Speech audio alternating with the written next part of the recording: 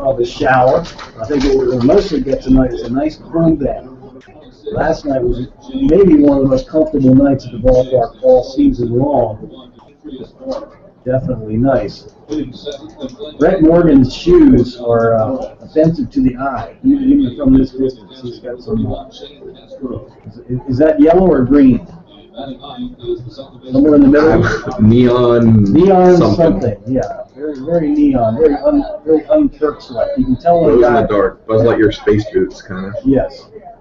To infinity and beyond. That's you wouldn't see that in Game 3 of the regular season. Let's just say that. It definitely looks like a guy who's not going to pitch tonight. Thank you, Tom, very much. So it'd be good to see the Turks get a few pitchers some work here tonight. Maybe get a nice little start at a par, 5 or 6 innings, and then inning here, inning there, just for some of the guys who haven't thrown that much. But just get some blood flowing, if you will. Now, here's the starting lineup for the Harrisonburg Turks. For the Turks, we're going to compare a little bit as the night goes on some of the stats from last year's club. This team has scored a bunch of runs. Last year's team did fairly well. I think the Turks were about 3rd or 4th in offense. But really, run differential was the thing with last year's club. The earned run average was over a run lower. And the Turks were very good at just hanging a 6-1 loss on everybody, again and again and again, on the way to 32 wins. You're pretty spot on. In pregame, you said that the ERA is a solid run difference. Just about, that's more than a run, but 3.67 ERA this year, 2.53 last year, so 1.1 run and 1.14 run differential on the ERA side of things. Yeah, I think you could go all the way down to about the 12th or 13th pitcher before you had anyone over 4. Ladies and gentlemen, this time completed rise as recent Harrisonburg High School graduate, bound for the College of Maine this fall, Jack Alamin sings our national anthem. Oh, say can you see by the dawn's early light what so proudly we hailed at the twilight's last gleaming, whose broad stripes and bright stars through the perilous fights o'er the ramparts we watched were so gallantly streaming, and the rocket's red glare, bombs bursting in air, gave proof through the night that our flag was still there. Oh, say does that star-spangled banner yet wave o'er the land of the free and the home of the brave?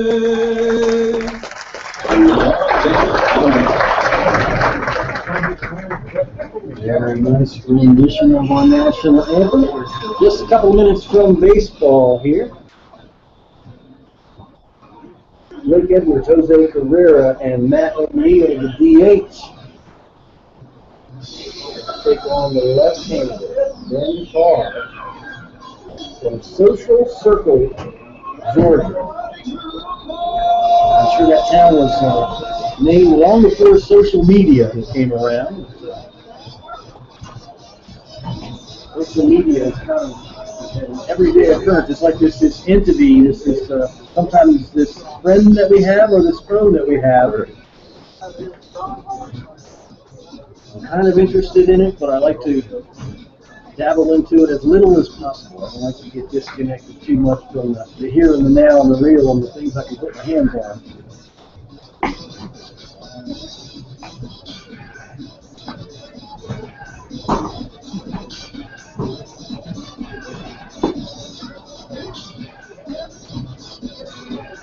Early Parr has not pitched since July 20th, so on a firm 6-day rest. 6 2/3 innings, 5 hits, gave up 4 runs. Struck out 7, that's his high for the year. Also walked 4, his high for the year. Opponent's hitting .271 against them for the season. We had a couple of rough outings to start the season, and that really skewed his earned run average. So many times, 1 or 2 bad outings will skew your earned run average to the point where you've got to have 4 or 5 good outings to correct it. Especially in the Valley League where you only play max 34 games in regular season. And you pitch every 6 days, so it's not like you're getting a chance to go right back up. Parr was used mostly in relief by Georgia Texas. This is a real nice start for him. He did get a midweek start. Tanner Shelton told us about that.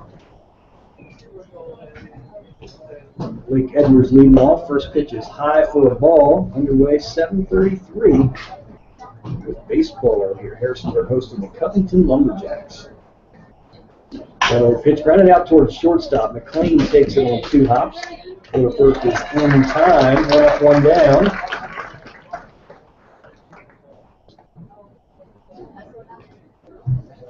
Comes Carrera now. Jose actually listed at 5'2", 145 from Miami, Florida.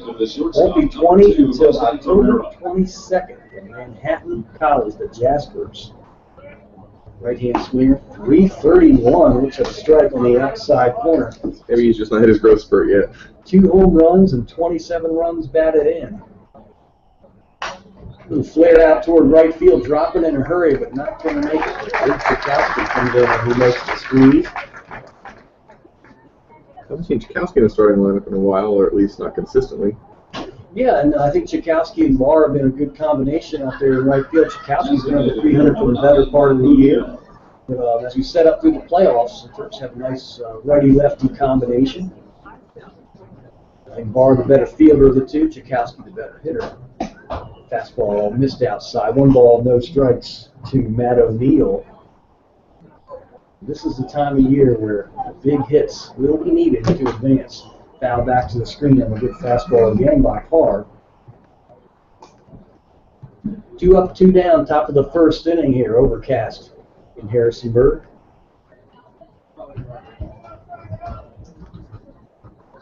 One ball, 1 strike. Parr gives. Strike on the outside corner. Great location. Parr kind of drops that arm slot down, maybe 3/4. 1-2 pitch. Slider swung on, foul in front of the Turks dugout. Good job by O'Neill to spoil a pretty crafty pitch there.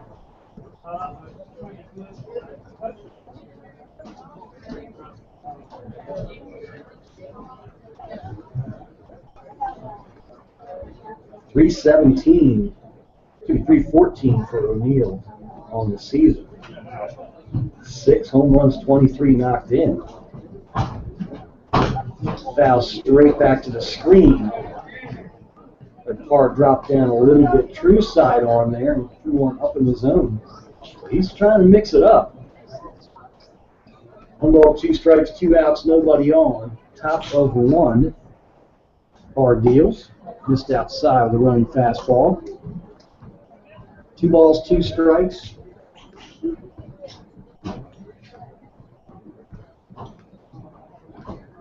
Parr shakes off Matulia a couple times, gives him a nod now.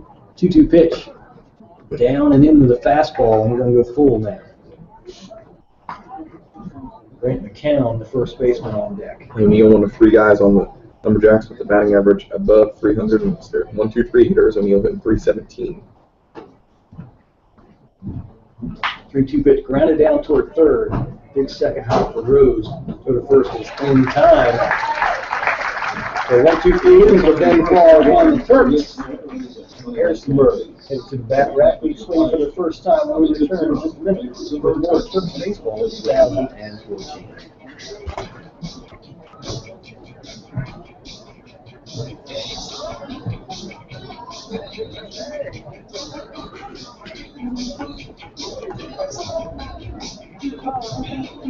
Covington's only played 39 games too.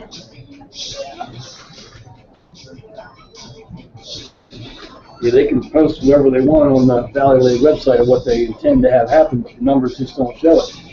You know, in terms of we're going to start this and we're going to start that, it's just not going to happen.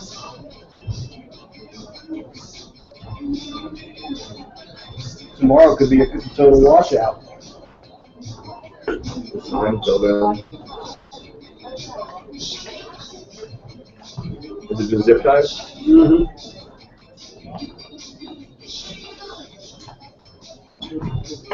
There was one down last night too. They fixed it. Let's get the pitching battery tonight for the Covington Lumberjacks.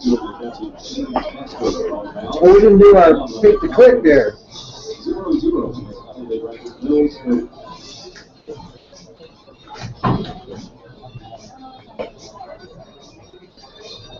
Nowadays, while they promote good sportsmanship on our team athletes, coaches, administration, and spectators. I'm going for the baseball savant pick here tonight. The kind of where when I'm right, you go.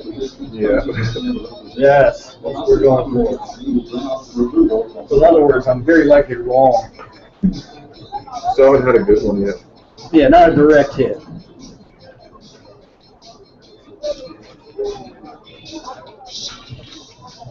The obvious pick against the lefty is Matt Rivera. He's going to murder lefties.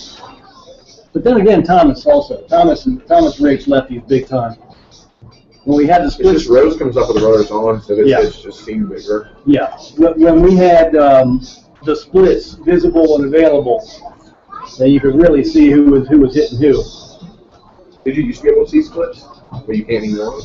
When did you get that? It's supposedly behind the scenes, okay? And it's like, so who are we saving it for? If media can't see it, and the scouts didn't have it as part of their scout package, who's it for? 13, Thomas Smith.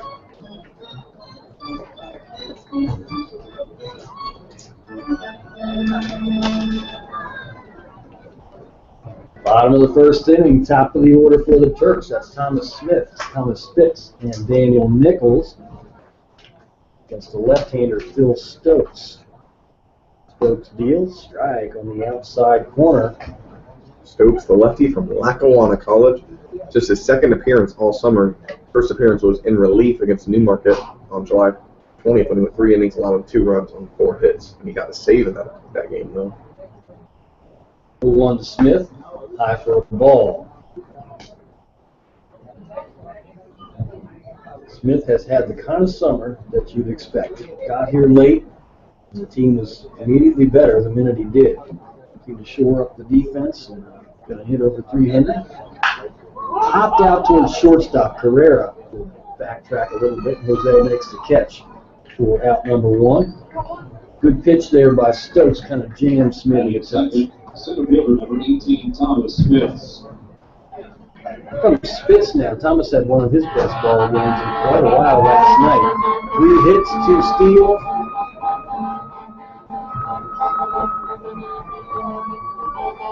All things Valley League named him the hitter of the day. Valley League. Fastball check swing down first baseway, taken there and to the bag. Little excuse me swing. Grant McCown handles it to the bag unassisted for out number 2. So very quick game. Phil Stokes has the Turks. Bismarck got his first 2 outs very quickly as well. And then O'Neal kind of took a longer at bat against Florence.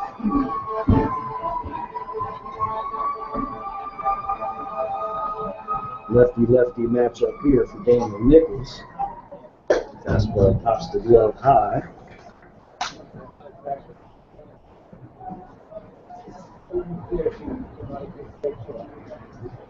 One ball, no strikes there. Stokes kind of a reliever mode from the stretch with no one on. 1-0 chop foul, first base side, 1 ball, 1 strike. He's got some electric shoes himself, and I'm surprised. I thought there were pretty strict rules on what pitchers could wear and have on them. I thought it had to be black and white, but maybe shoes are a little different story. But I know you can't have wristbands and gotta have. Even the tassels off the pitcher's gloves can't have Can't have tassels. You're not supposed to have something flopping around on the gloves. 1-1 pop third base side. Please The pitch return all by Stokes balls definitely to going the after stand him. for the Greasy Pop compliments of City Motors Company.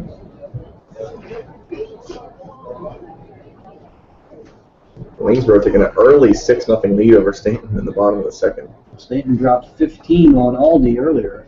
I was going to say, it seems that the baseball gods, you score 15 to 20 in one game, 1-0 the next game. 2-1 pitch outside for a ball. Close one there.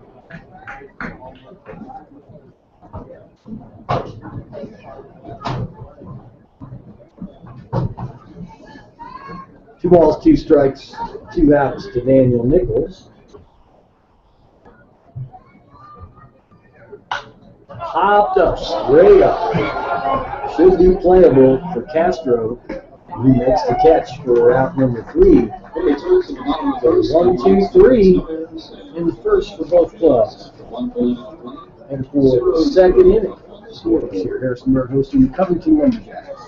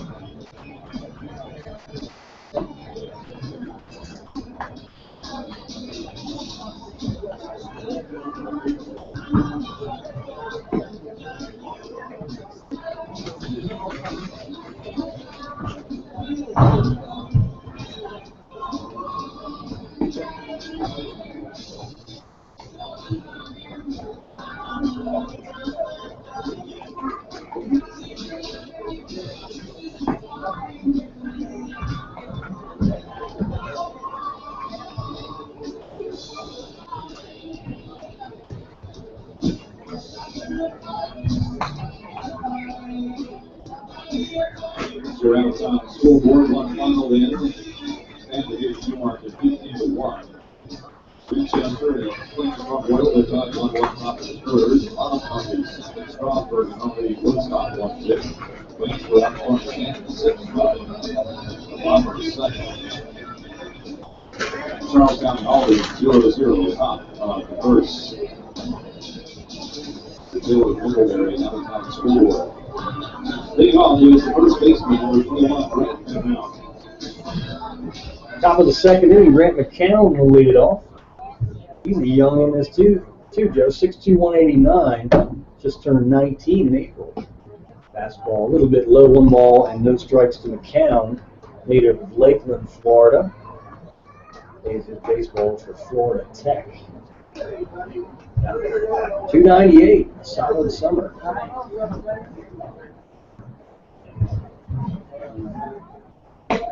Fastball, a little high and tight. 2 balls and no strikes.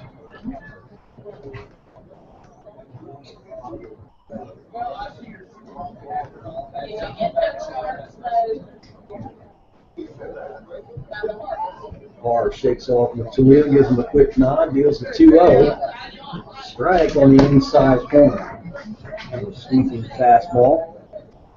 We have our standard gentle breeze to left tonight. I'm going to say 8 miles an hour. That's the wet finger measurement. Chop down toward third. Rose stays low and handles it. That's throw to first is true for out number 1. Picked up some speed late and almost caught Matt Rose off guard there. Kind of quickly put his glove down for a split second. I almost thought maybe it got by him. It's rare to see one stay low like that. So quick hands for a guy who's so into baseball tonight. Entertaining at the very least. Here comes Brent James now. Jack's right fielder. Chopped right back to the hill. Parr has got it on 1 big bounce. Go to first 3 times. Zip, zip, zip. And when you throw strikes, that's how it goes. Every summer these pitchers can learn so much from their own teammates. Obviously, you want to have a good pitching coach and some collegiate experience like we have that can pass on some thoughts. And sometimes these guys will just ask a simple question to a teammate, how are you holding that? Mm-hmm. And that conversation will end up with a guy doing something a little sharper, a little smarter. First pitch is outside to Demetrius Moore, the center fielder. See a guy with particular movement. His skill level is no better than yours. You start asking some questions. Breaking balls, that one missed. Good pitch by Parr. That one has some decided dip to it. 1 ball, 1 strike.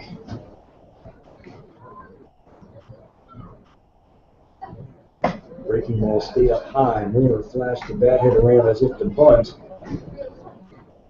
Back.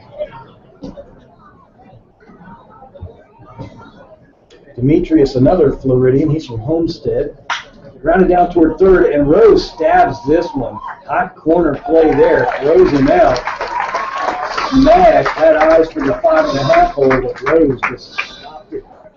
Stopped it dead there. Sticky at the hot corner for Matt Rose here early. 1-2-3 inning for Ben Parr. Bottom of the second inning coming at you. A lot of teams are scoring here early tonight in Valley Lake. Let's drop in on the scoreboard. We've had some first inning scoring across the board. Quickly to the top of the fourth at Lynn Crosby Stadium. 1-1 Winchester and front Royals. You want to see those Royals take out the Cardinals just to settle it up, whether Terps win or not. Harrisonburg. Bottom of the second in Strasburg, the Express League Woodstock 3-0. Waynesboro 6-0 over Sanders. As Joe mentioned, they're at the bottom of the third at Cape Collins Field. Charlestown 2-0 at the bottom of the first over the Hawley Senators. There's some early scoring here in the Valley League. The Terps can get a couple on the board here. So one of the things we've seen the last couple of ball games is that Mitchell Matulia and Roach kind of going back and forth. They're similar left-hand hitter type guys. But each of them have spent some hot time. When they've been hot, they've been red hot. It'll be interesting as we get into the playoffs. Sometimes your catcher might be chosen by how comfortable is the guy on the mound with him. Look at that. We've seen a catching carousel all season, so we haven't really talked to Coach Weiss about that, whether that's pitcher specific or just to rotate guys through. Because obviously catching is a tough position. When Garrett Ford was here, he definitely had the ropes behind the plate when Garrett was still on the college teammate kind of thing. Hopefully Garrett's out there listening. The boys are still doing it well. Getting ready. And then I'm ready to pitch some good baseball, whether it's fall or in the spring. There's Matt Rose going to lead it off. Popped up down the right field line, a mile high. And called for and caught. We had a trio converging and finally called off and caught by the right fielder. Good late talk. Brent James makes the squeeze for Covington. Rito was there and McCown was there. Comes Kelpfleisch now. Quick one out here in the bottom of the second. Bill Stokes, the lefty. Pitching to Kelpfleisch, the lefty hacker. Fastball stays high and tight.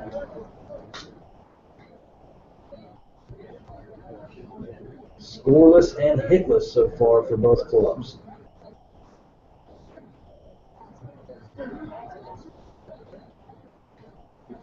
One pitch, swung on and missed. A little breaking ball there.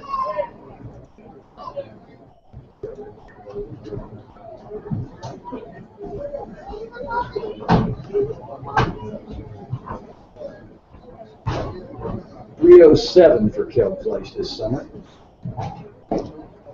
Low for a ball. 2 balls and 1 strike. 3 home runs, 31 runs knocked in.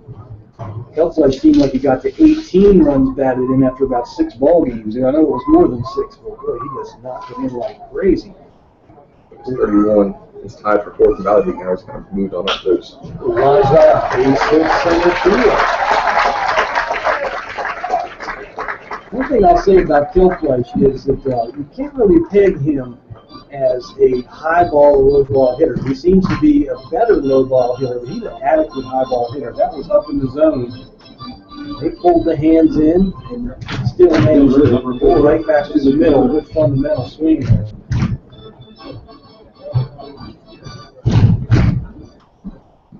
He's going to get his hits. There's just no question about that. Here comes free swinging Jesse Baker. Stokes deals. Hit pretty good out toward left field. Will be playable though. Swinging back toward the left fielder and caught by Jonathan Flores. That just didn't have the right sound. Jesse got a real good swing on it. That either got out on the end of the bat or what it sounded like. But he had a real nice fly open power cut. Number 12, Mitchell Matulia.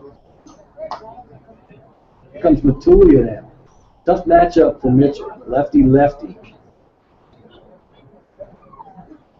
Good to see some of these matchups where the outcome isn't all that important, because later on it will be.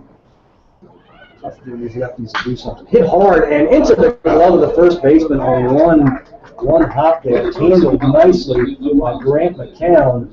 And we've seen some high corner plays here by both clubs so far. Rose for the Turks and now McCown. Matulia really crushed that one. Doesn't get anything to show for it. Out number 3. Quality pitch. At the top of the third, he was scored this ballgame. Harrisonburg hosting the Covington Lumberjacks. The fast food race features 3 even smaller kids in last night, Joe. We had we had a record last night. Yeah, we got one little kid dressed in the hot dog, one little kid in the hamburger, and another in the French fries. And they call it fast food because it's a foot race. And they run down to run one in turn and turn around and run back. And somebody wins whatever food they're wearing at the concession stand. The hot dog's getting a head start. The hot dog doesn't know the race has started, so the French fries are off and running. Third Beast picks up the hot dog. He's got to the finish line. The hot dog is the winner. May have been just a smidgen of cheese in there. So the hamburger and the French fries are wondering, how'd that hot dog get back to the finish line so quickly? You'll have to watch the video on that one because it's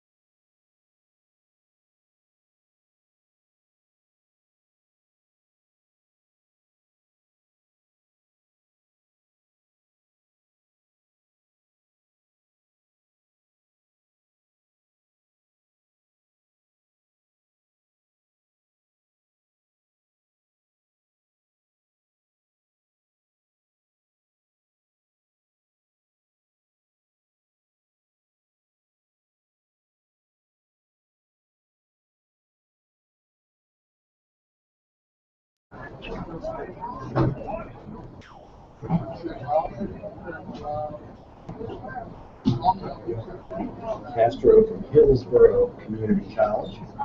Fastball in there for a strike on the outside corner. And other than him being a right-handed hitter and thrower, that's the end of our information on Shane Castro. He's an unknown commodity. 0-1 pitch, chop down foul, third base side, and the ball's 2 strikes. Good at bat here for Parr. He can continue to keep the ball on the ground and induce double play. 5 of his first 6 outs report in this game were ground balls, so this would be a perfect ground ball situation, of course, with the Husky catcher too is likely not fleet of foot. 0-2, low for a ball, trying to stay down there. I think it's so neat when a pitcher realizes, you know, at what point, you know, okay, I'm never going to be the guy that throws 94, but what have I got? What can I do with it? And how am I going to get guys out? 1-2 curve, it's missed outside. 2 balls, 2 strikes. You'll hear us talk about, you know, Brad Mills, who's been to the majors with 3 different teams now, for the turf. And never a top-end fastball kind of guy. Always great.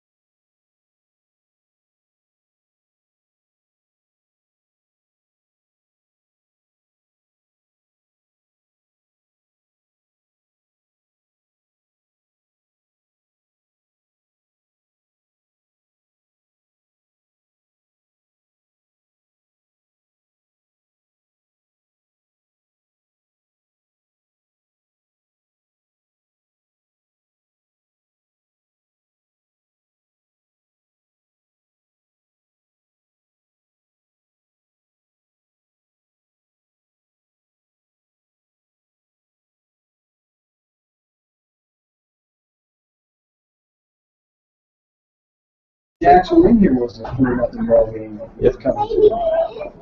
Next pitch is low and inside, blocked nicely by Matulia. At least the first one with a doubleheader. Yeah, that's right. Turks came back 1-7. 2-1.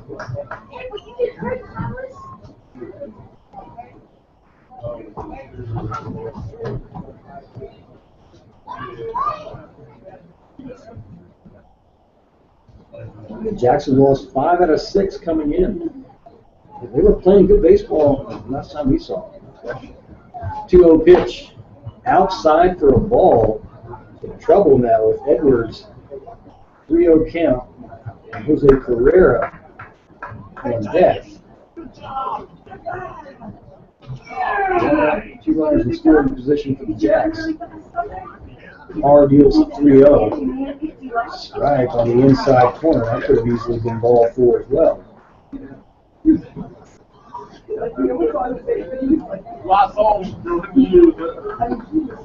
is just the 25th at-bat of the year for Bruto. Fastball missed outside. The bases are loaded now for Carrera. The shortstop from the Jaspers of Manhattan, Jose Carrera. Jose handles the bat quite well. If Covington wants to get fancy, a little safety squeeze or suicide squeeze, he can definitely pull it off. He does have just one sacrifice hit on the season, so he's been able to swing most of the year. Popped up, middle of the infield. Infield fly rule is in effect. Thomas Smith makes the squeeze. So anxious by Carrera to walk right in front of him. Next best thing after a strikeout in bases loaded situations is infield fly because it's an automatic out. There's nothing the offense can really do about it. Let it bounce and just bounce to a stop if you want to. Hitters that are able to advance at their own risk. So here's Matt O'Neill. Suddenly the Turks with a chance to get off the hook. Slider a little bit low on the inside half. 1 ball, no strikes.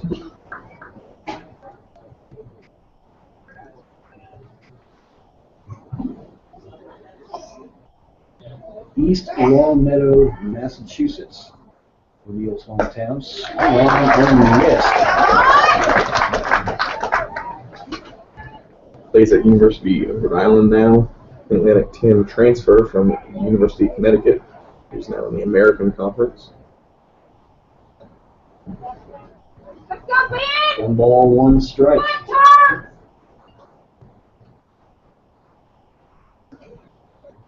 You hear Teresa Weiss chiming in on the cheering, so that means she's got the soldiers downstairs doing their job, so she can come up here and boss all of us around. Just kidding. She is about, I've never seen anyone get so much done and make no enemies. Right. You know? I can't. Never be upset, never be mad, never yell, never. 1-1 strong on and this. That not only was a great change of speed, but that had some nice little drop to it at the end. Quality pitch there by far. That one plays a bunch of places. 1 ball and 2 strikes now. Bases full of jacks, 2 outs. They've got a couple of hits in the inning, a successful sacrifice, but no runs yet. Chopped foul, third base side. It remains 1 ball, 2 strikes. Joe, I think he's got him set up to maybe go sneaky fast on him at this point. Right. He's gone slow a couple times and stayed on the outer edge. And things you can do when you're ahead of the count as well. Yes. Maybe buzz one up high with some heat. 1-2, outside with a hard fastball. 2-2 now. Don't want to handcuff your catcher in a spot like this. 2 balls, 2 strikes, 2 outs. Bases full of jacks. Or has a sign he likes from Matui. Deals to 2-2. Grounded out towards shortstop. McLean has got it. Up with it. Go to first in time. Or nearly got a glove on that as it went by the man. I think Billy had that sized up. He's kind of laughing good. I think he realized. Yeah, what am I doing? Yeah. Just let the defense take over, especially when it's Stephen McLean back there. Well, and I mean, you got a young player, adrenaline, and you're like, well, when it's within your reach, the instinct is to reach at it. 3 runners left on for Covington. We remain scores headed for the home half of the 3rd inning. Harrisonburg. Covington Lumberjacks here. Last couple days of the regular season. 20% off. I have a good page out. Today was Hall of Fame induction, so I'm going to get one back to all 6 guys. Oh, good. And we can do it over the course of innings, too. That's good.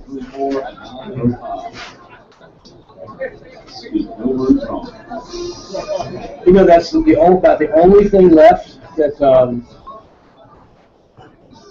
actually, no, we don't have a batting title of Turk's things. I think Mo Vaughn had a home run title. World Series championships, World Series MVP. Actually, we don't have a Cy Young. We don't have a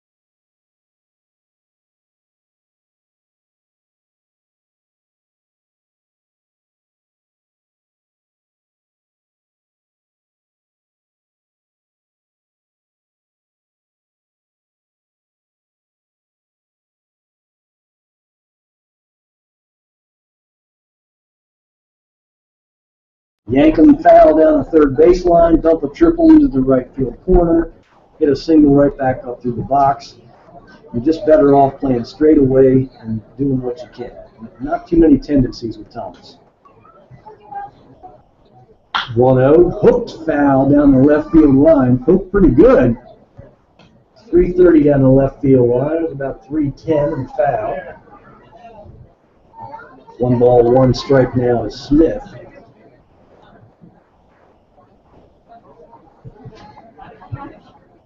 Two outs, nobody on for the Turks here at the bottom of the third.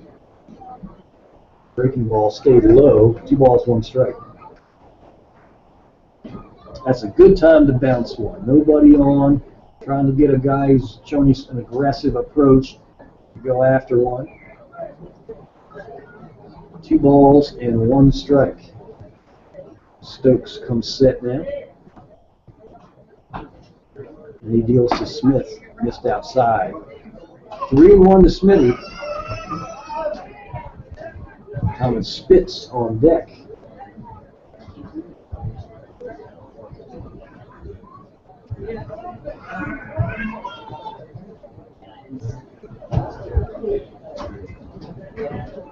Three-one offering. Grounded out towards center and through the center field for a base knock. So Smith is not too long getting in the hit column. Second hit of the night for the Turks. 2 singles. No one's even reached second base yet. It is very early. Center fielder Thomas Spitz. Well, when the Turks are in a slumber and not putting runs on the board, that usually means there's a nickel and sometimes a dime going to fall later. They save it up. But the scoreboard doesn't care if they get on there 1 at a time or 6 or 7 at a time. Pitch to Spitz is up high for a ball. 1 ball, no strikes.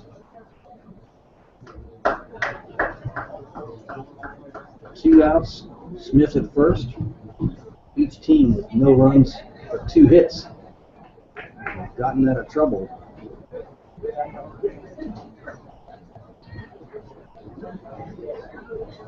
1-0 pitch to Spitz. Hit hard and into right field for a base knock.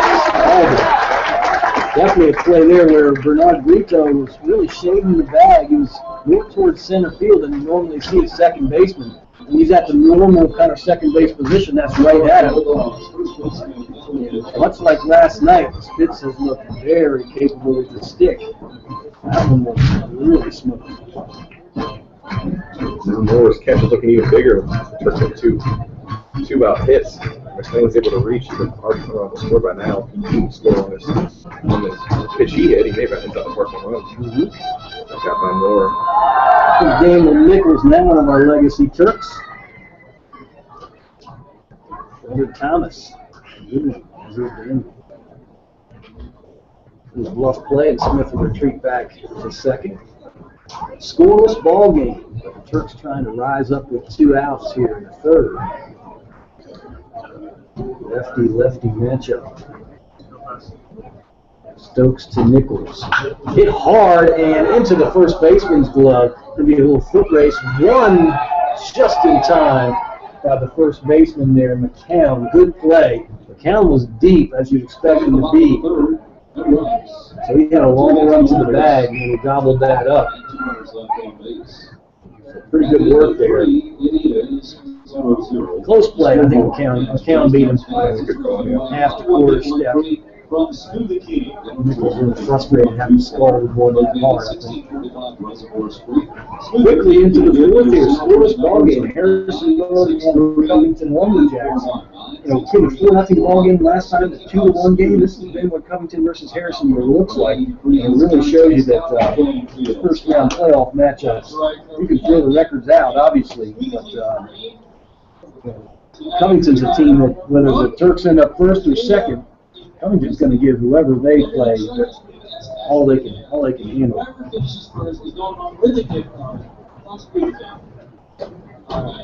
Smoothie King contest going on. This is a contest where the kids all chug the smoothie from Smoothie King, and you get, they call it the brain freeze contest for obvious reasons.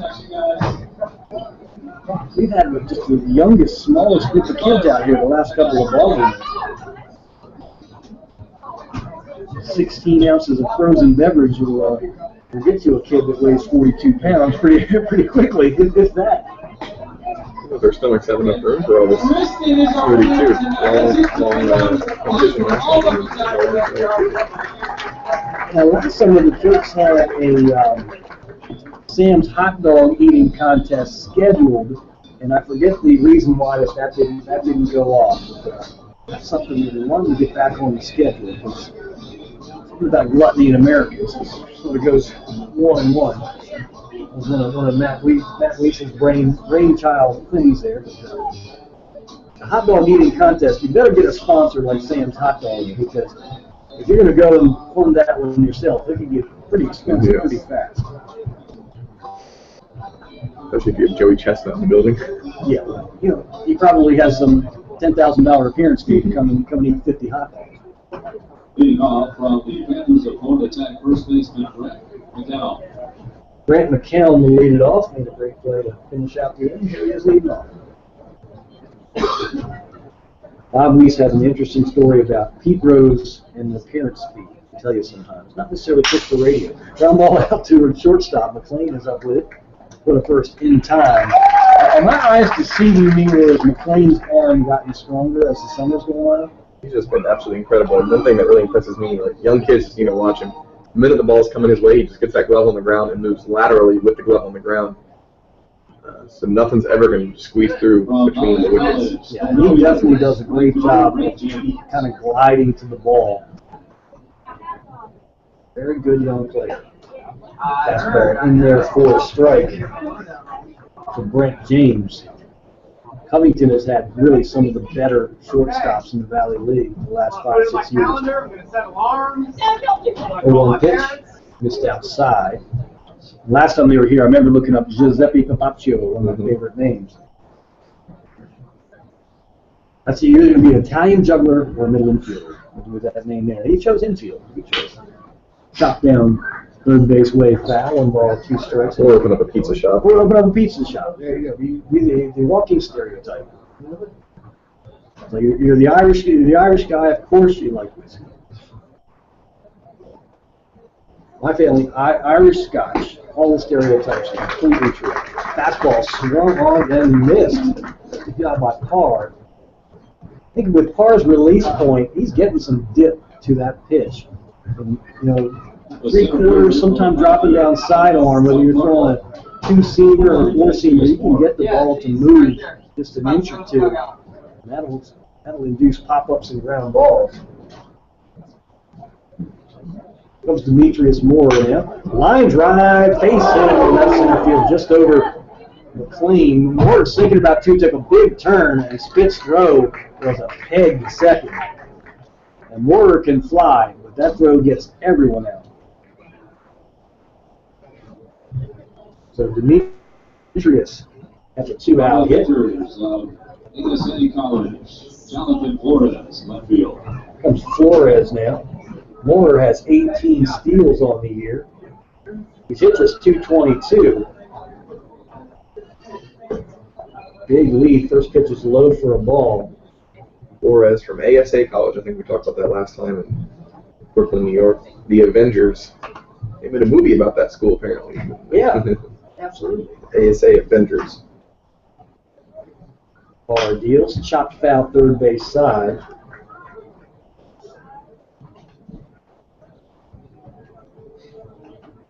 I think the next ball that Parr throws is not coming to the plate. It's going over to first base.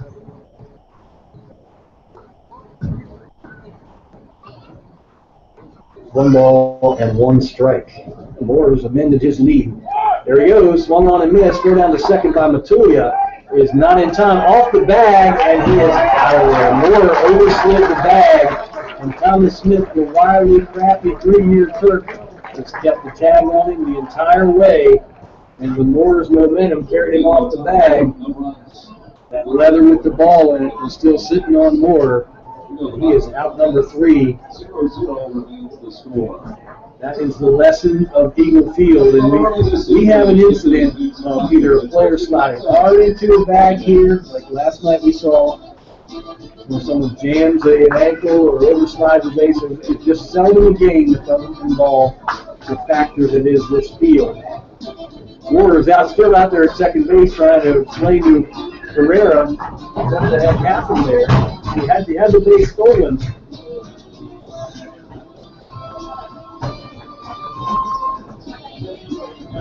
Scoreless ball game. 3 hits for each. Add some excitement to the broadcast tonight. Tweet us where you're listening from or any shout out you'd like to give using hashtag TurksNation. We'll add some excitement to the 0-0 ball game. Yeah, for some of you who have gotten your first taste of Valley League baseball, I mean, tell us where your Lumberjack or where your Turk played last summer, or what the plans are. We'd like to follow some of these great players. So, whether you're with the Lumberjacks or whether you're with the Turks fanhood, tweet us at Turks Nation. Say hello. Got some good talent on both these teams, and both of them are playoff bound. The Lumberjacks just a couple of years from a championship, and they were a very high seed a couple of years ago, either the 6 or the 7, and they made it to the finals and won the championship. They haven't really been within a pennant in quite a while. I'd say back in maybe 2006, 2007 time frame, they had the likes of Colin Cowgill now in the major leagues with the California or Anaheim Angels. And really the best Covington Lumberjack that I ever saw was Jason Kipnis. He's the second baseman for the Cleveland Indians. He's a very good player. He just does a lot of things right, got a lot of pop. And make no mistake about it, a lot of guys have made it to the major leagues, but did not do all that well in the Valley League, mainly because they were immature. But Kipnis tore up the Valley League. Kipnis was fantastic. We were happy to see him go.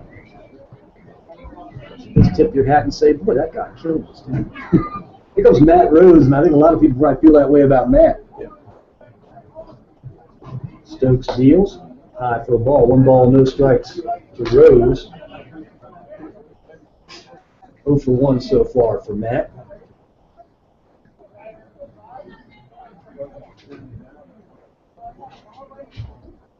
One 0 pitch.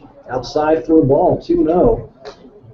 Rose can continue to show that patience. Work the 2 0s and 3 1s. He's going to get his hits. Rose, Kelfleisch, and Baker do here in the bottom of the 4th for the Turks. Hops right back on a fastball. Didn't get that one. That's not where you want to be living with Matt Rose. Normally a big 6'3" guy has got sort of a loopy, oval-shaped kind of swing.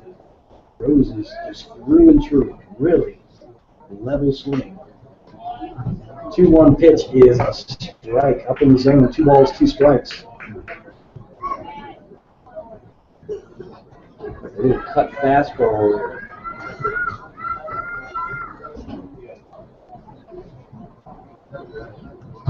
Bill Stokes comes set, deals the 2-2. Ace at the right field. Rose pulled the hands in, jumped on the fastball. Nice at the right.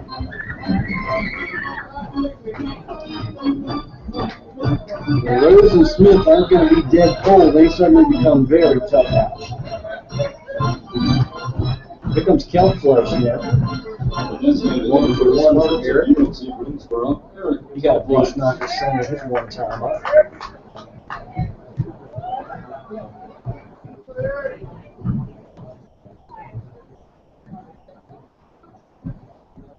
Fastball right down Broadway.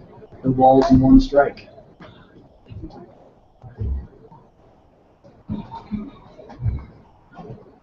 Four hits for the Turks now. Real nice lefty-lefty battle. Phil Stokes and Ben Parr. Each with a shutout here so far. Squaring around third base side, he tried to bunt. Trickles off. Good thought. We don't see every day from Kelfleisch, just 1 sacrifice bunt on the season. Kelfleisch is the only Turk to have played now in all 42 games. The Lumberjacks have 1, 2, 3 guys who have played in all 40 games now, Edwards, Carrera, and more. But the Turks just have one.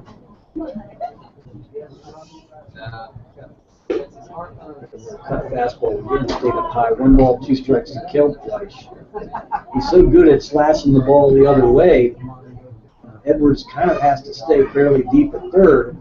Carrera and Griezo are cheating in the middle at double play depth. There's a big hole on the left side. Quick throw to first, and Rose is back standing.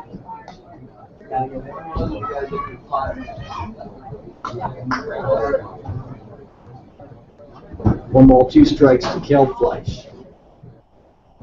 Stokes comes set now. Rounded out towards second base. Brito's got it to Carrera for 1. Carrera to first. Double play. 4-6-3 double play.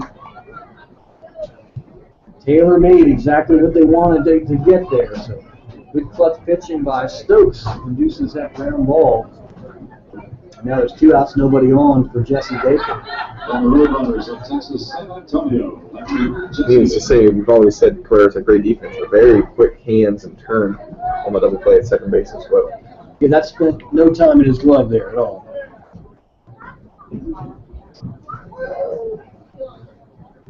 Stokes to Baker. Swung on, foul back to the screen. Got a good pitch to hit there on the first one. The teams don't necessarily, obviously they don't see our players as much as we do, so I mean, the MO with Baker should always be anything but a strike on the first pitch. Anything but a strike, because he's raking that. 0-1 pitch to Jesse. Swung on and missed. Good breaking ball. Not even had a little turnover action to that one for the lefty. 2 balls and 2 strikes. Adjusts the gloves. Gets back in there now. Jesse smoked one pretty deep to left center off the end of the bat his last time up. 0-2 pitch. Hop foul, right side out play. Down into the souvenir area. High force below.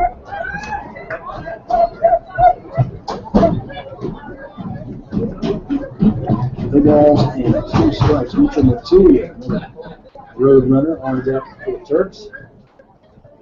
0-2 to Baker. Foul back to the screen. Called off a breaking ball there, so Jesse went to school a little bit on that first breaking ball.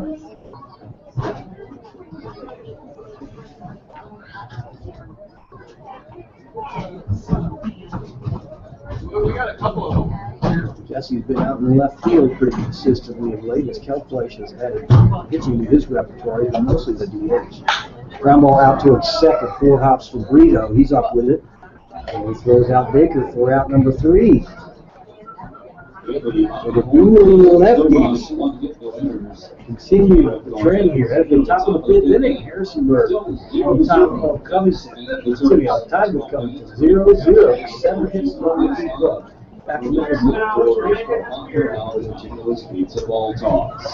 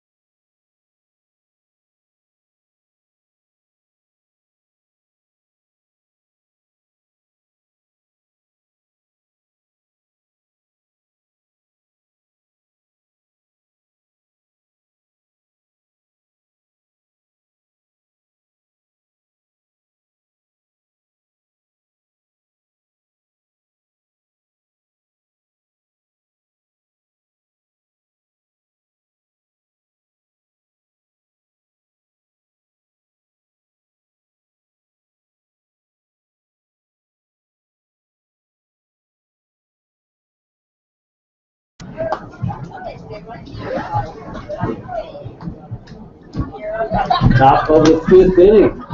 Ben Parr, following up a great start last time. First pitch is grounded down to first base. Nichols will go to the bag just in time to retire Jonathan Flores. And for both of these pitchers, though, whether it's Parr or Stokes, they've kept the pitch count at a reasonable number. They've been doing a nice job. They've gotten some good infield defense behind them. And in the case of Stokes, his center fielder has made a dent in center field for him too.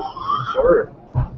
Don't keep pitch count and whatnot or pitches like each count, but in the 5 innings, I feel like, or at least for the 5, the first batter swung at the first pitch and gotten out too. He retired the first 2 guys very quickly in the first 5 innings. Strike one to Shane Castro and a very snappy little breaking ball. 0-1 pitch. Carbon copy in there for strike 2. If he finds that one to go along with his other repertoire. And so many of these young Turks pitchers that we've seen a lot of, they all look really close to being very good, wouldn't you say? Definitely. And as young as they are, how encouraging. 0-2 fastball, swung on and missed, and that was a formula at bat there for Parr.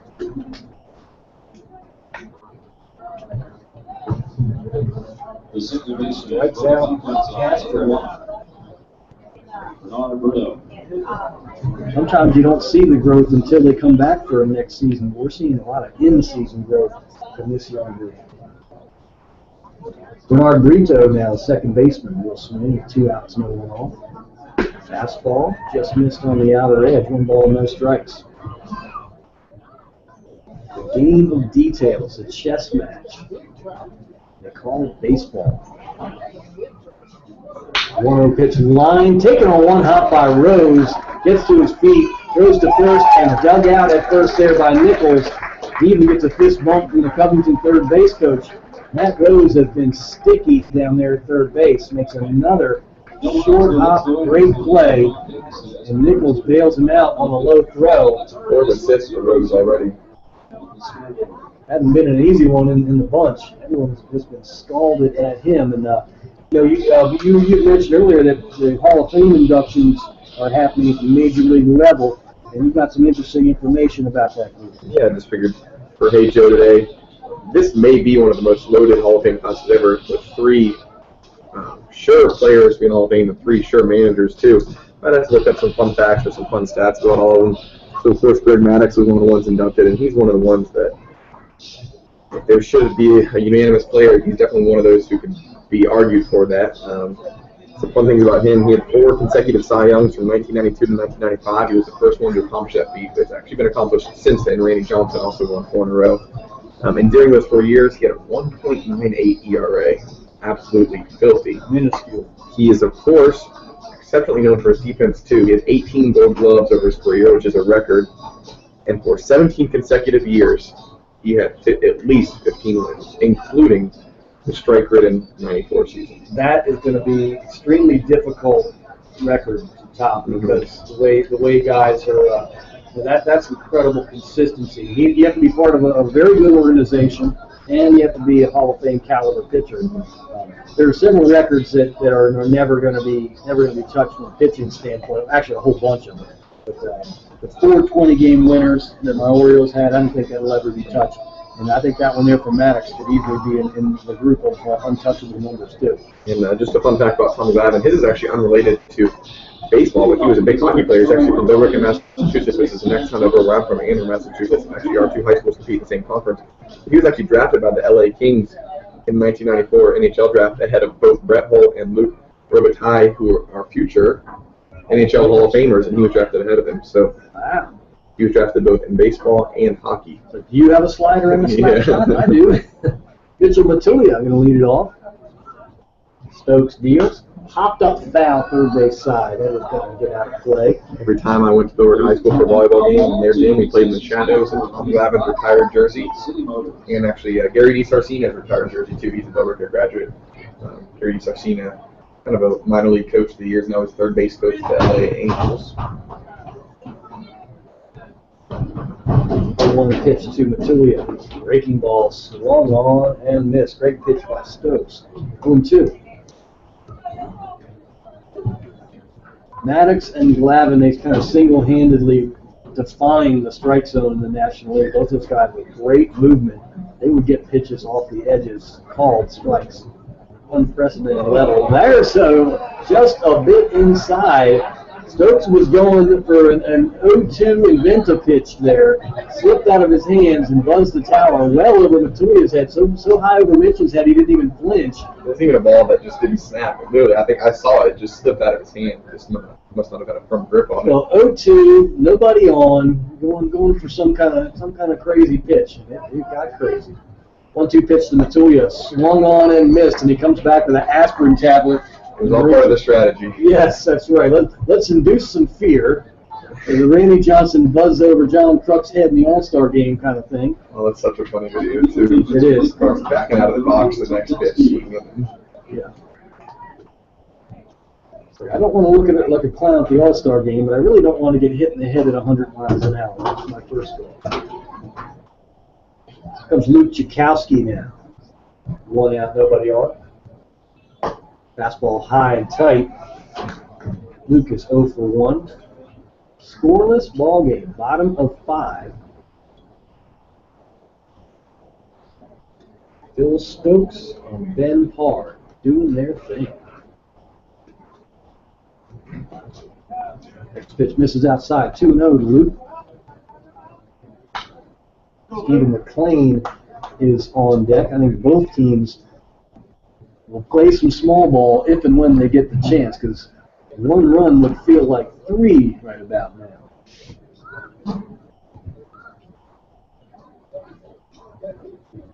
(2-0) to Chakowski.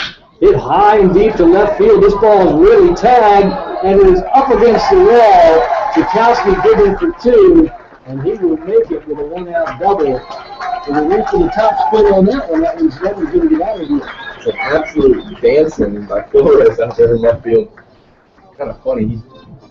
He did a 360 out there, completely turned around, went running after it, looking over his right shoulder, completely turned around, and ended up letting go over his head while he was looking at it. That had some top spin to it and some hook to it. That was a difficult ball. But you ever watch defensive backs practice? They do what's called karaoke step. That's exactly what he did. Kind of a karaoke Thank you for saying karaoke. One of my biggest pet peeves. Everyone says karaoke. Because they're idiots. Yes. My dad instilled that in me when he was a coach. He was big on saying it's karaoke, not karaoke. That's right. Pitch to McLean in there for a strike. Everyone does that drill and they're warming up for whatever sport. And they always say karaoke. Let me just tell you, I wasn't always 49. I played all the sports. I broadcasted them all too. So the karaoke step is right up there with, I'll have a cup of espresso. Yeah. Oh, please stop. 0-1 pitch is way outside. 1 ball, 1 strike. Nice ribby chance for the Turks after Chakowski's double. Now, I need to look up Luke again. I think he has had a home run, both go to singles. That may be his only other extra base hit of the year. It comes at a nice time. And it is. 25th hit of the year, first double. Pitch to McLean, line drive up to the right center gap. Chakowski will score. Turks will take the lead. McLean digging for 2, and the third is going to be offline. He's going to make it either way. So back-to-back doubles for the Turks. And Stephen McLean had a heck of a time early in the season defensively and with the stick. Just kind of got it all working right now. George putting the bat on the ball, looks good in the field. And he's overcome those leg injuries too. You can manufacture a run with your 8 and 9 guys, you're going to be successful. Yep. And boy, when the bottom of the order gets you a couple of runs in any game, that is a decided advantage. The heart of the order is usually going to produce a couple. So hit number 6 for the Turks, an all-important run number 1. And here comes Thomas Smith, who singled his last time up.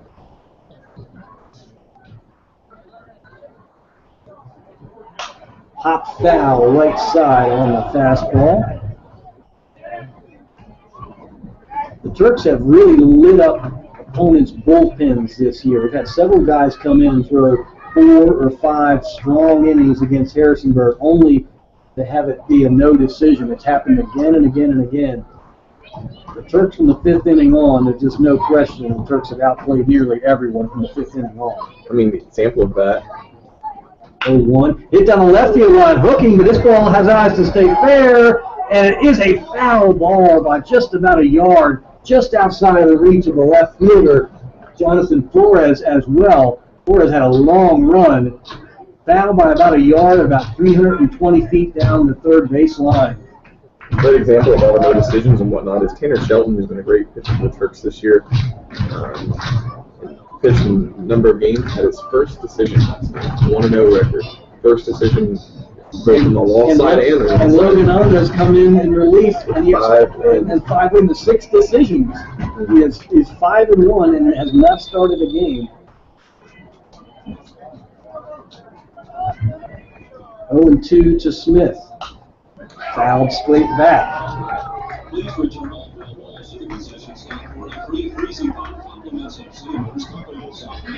See if Smith can continue this trend, not only of the tough at-bats and hanging tough when he falls down 0-2 and all that, just using all the fields. I mean, Brito at second is cheating the bag to hold McLean close out there, but there's a giant hole to right field on the ground. And a lot of times you can outthink yourself a little bit with where you're positioned. Spitz hit his smash hit right where the normal second base playing position would have been earlier. Stokes steps off, now back up on the rubber. Smith stepped out and now back in. No balls and 2 strikes to Thomas Smith. 1 run in here for the Turks. Trying to get more. 1 out and McLean is at second. Stokes deals. Hopped out toward center field. That'll be playable. Moore gets around in a good throwing position. And Quirk's a good throw. I'm impressed with Moore. Kind of has the footwork to get a nice little question mark route to the ball and get his body in a throwing position. It's not easy to do when the ball's to right center and you're a right-handed outfielder. So Center fielder, Thomas great Smith. fundamentals to be just a little tear in the eye, Joe. Just a little. Cabrera is one of those too. Yes, he is. Does all those little things right. So much of it's about good feet, repetition. 2 outs now. Here comes Thomas Spitz. Setting up inside. Stokes deals. Low gets right by the catcher, and McLean will go down to third.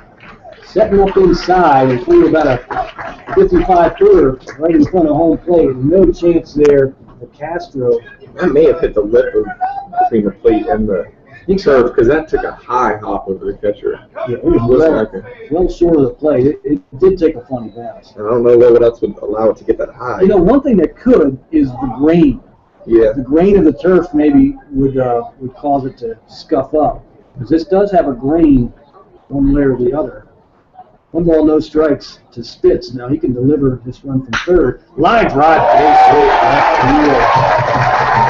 not only run number 2, great baseball audio, and a red-hot Thomas Spitz all of a sudden.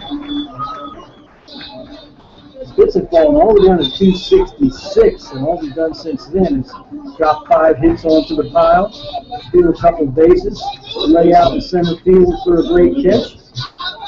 It looked like a 5-tool gem. Here comes Daniel Nichols now. Some clutch play from the Turks here. 2-0. Nichols grounded out to first his last time up, swung on foul right there in the box. No balls and 1 strike.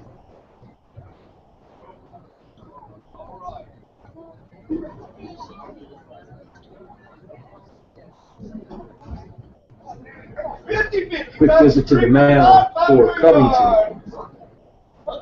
Certainly want things to stay reasonable here. You realize you got a base stealer at first. The lefty gets the chance to stare him down and hold him close and all of that. And for Stokes, I think you want to get him plugged back into what's working. Stokes and Castro had it working quite well here into the 5th.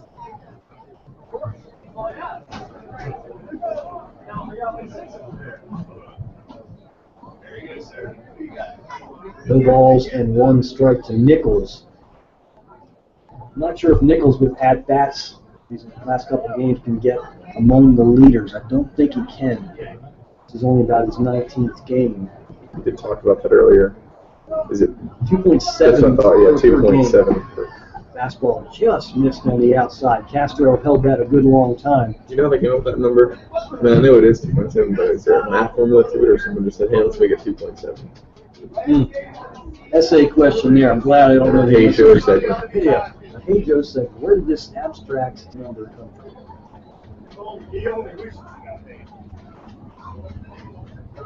1-1 pitch to Nichols. Big breaking ball. Stayed outside. 2 balls and 1 strike.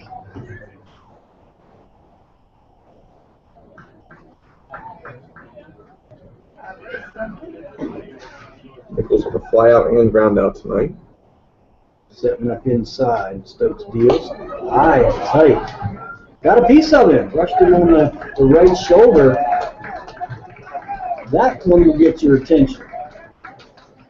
The runners at first and second now with 2 outs. Here comes Matt Rose.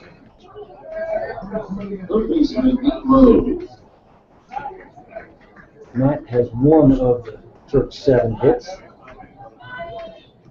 Top of the order was red hot last night. Tonight is no different. 5 of the 7 hits from the first 5 in the order, but the bottom has produced as well. Chakowski and McLean to a single.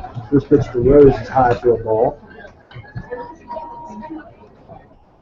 Chakowski and McLean's back-to-back doubles highlight here on this side. 1 ball, no strikes to Matt Rose. 50-55, 3 for an out, 5 for a yard. Grounded out towards second base off the end of the bat. Brito is up with it. Go to first in time, and Rose is retired. A couple of runners left on for Harrisonburg. 2 runs. Touch complete. The break open the scoreless tie. Top of the 6th inning coming at you. And you got some more good information about a couple of the coaching Hall of Famers here as well. Yeah, we got 1 more player Hall of Famer too, Frank Thomas. He actually went to Auburn on a football scholarship, and just Big Hurt, one of the better baseball nicknames in an era almost devoid of nicknames. The Big Hurt. Yeah, and he went to Auburn on a football scholarship, ended up latching on to baseball team. And by the end of his career, he was not playing football at Auburn anymore. Solely focused on baseball and won the SEC MVP his senior year. And he's the only player with 7 consecutive seasons with a 300 batting average and 100 walks. And really, his first 5 or 6 seasons in the major leagues, he was among the all-timers in a boatload of categories. And when you talk about Auburn baseball, and you just mentioned Bo Jackson and Frank Thomas, 2 specimens in the sense of the word, and legendary feats for both of those guys at Auburn University. We've had a ton of Tigers here over the years, and they basically have a shrine down there built for Bo Jackson and Frank Thomas for all the baseball exploits.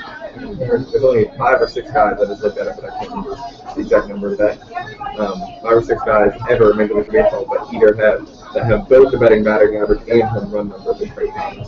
So every other player who's played Major League Baseball, he either has more home runs than them or he has a better batting average.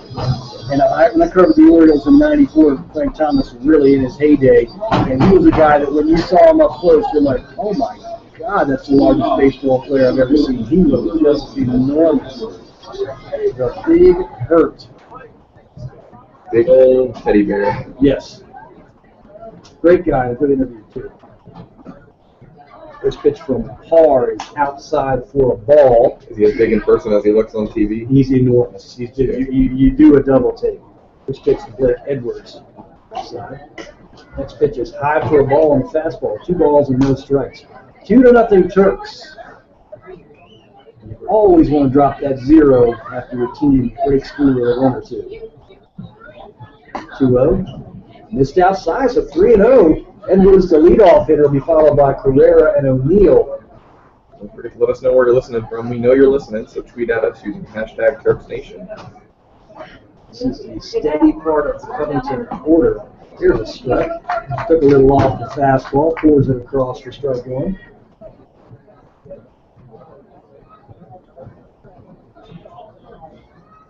Parr shakes off Matulia 2 times. That means a guy usually has 3 or more pitches. 3-1 is popped up foul, right side out of play, so Carr got what he wanted. There appears to be some weather on the way. Chase Kitty just showed me a very ugly radar map. Unexpected, only 20% chance coming in. Line drive down the right field line. I'll get down for a base hit. Tchaikovsky will pick it up. Edwards takes a big turn. Luke might have been baiting him a little bit there.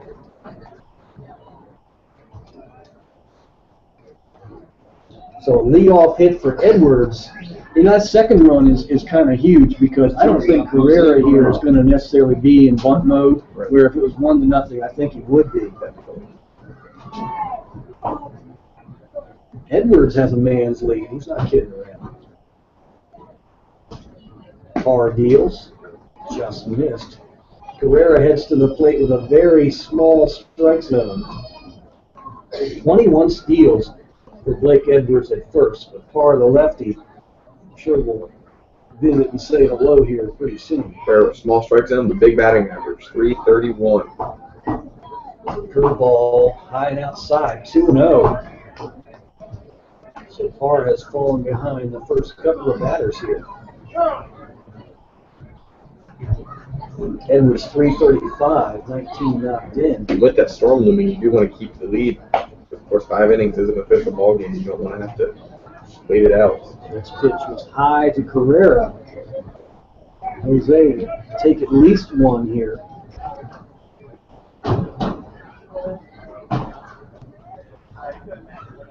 Carr deals. Low for a ball, so a 4-pitch walk for Carrera. Now with Matt O'Neill coming up, I mean, O'Neill's got 6 long balls. He could put the Jacks on top with a jack. And Covington is in Midwest Vaco country down there, right on 64 in the western part of Virginia. And the Lumberjacks, a perfect name for their market.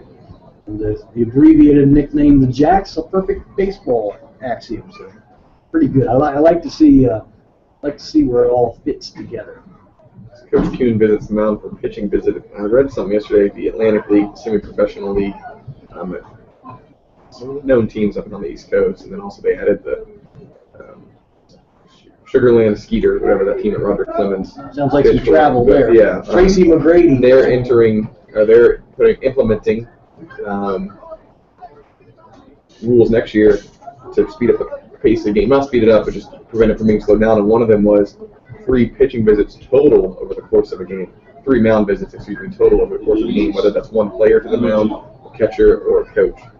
Pitching changes do not count. Oh, pitching changes don't count. But okay. 3 visits total. Well, if they're non-change visits, that's not too bad. Right. So back to action now. Parr comes set, deals to O'Neill in there for a strike. So whatever Coach Cooney said, got him back in the mix. So when you see the catcher go out there and get 1 visit, then the pitching coach go out there and get 2, and by the time he gets back to the dugout, the manager walks back. So much of it's designed to get the guy in the pen Right. 4 or 5 more warm-up pitches. 0-1 pitch to O'Neill. Low for a ball. 1 ball, 1 strike, nobody out. Great speed on the bases with Edwards and Carrera.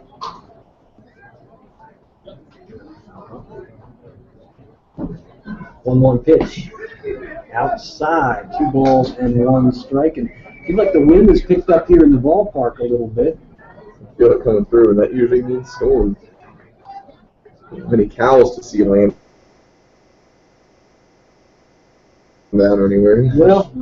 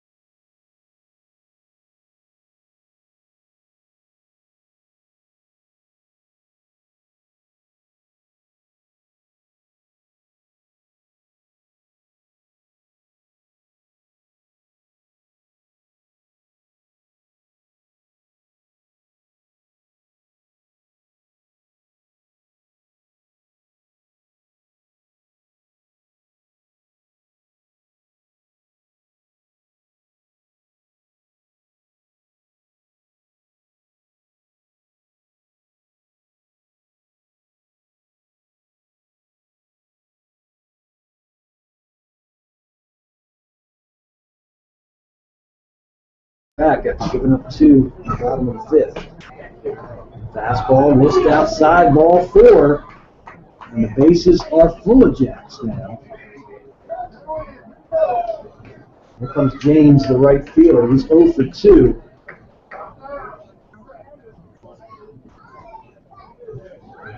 Turks with a win can clinch the pennant outright. They can also win it if Front Royal is unable to come back against Winchester. Winchester leads 3-2 over Front Royal in the top of the 7th. So magic number 1 means any win by you and a loss by them. And that's that. So Ben Carr, his night is done. I think it's going to be Brett Moore when he said what he was, but I can't get a number in there. It's the regular shoes that fooled me there. No, it's not Brett. Scherzer. It's tough with He stated just the correct angle for us to not be able to see Scherzer. the number. Okay, yeah, 16. It is Scherzer. Scherzer has pitched well of late, and actually a bunch of guys have pitched pretty well, and I'm really impressed with the last couple of starts for Ryan Castellanos. He's been mixing up his pitches, and I talked a little bit with Castellanos after some of the ball games. He's got some things he's working on. You know, he's a guy who realizes that if I'm going to get starts, I can't be a 2-pitch guy. I need to work on my secondary and third pitches and do some things. And it's been working for him. Strike 1 being a big part of that. Scherzer, one of the rare Virginia Tech players that the Turks have had through the years.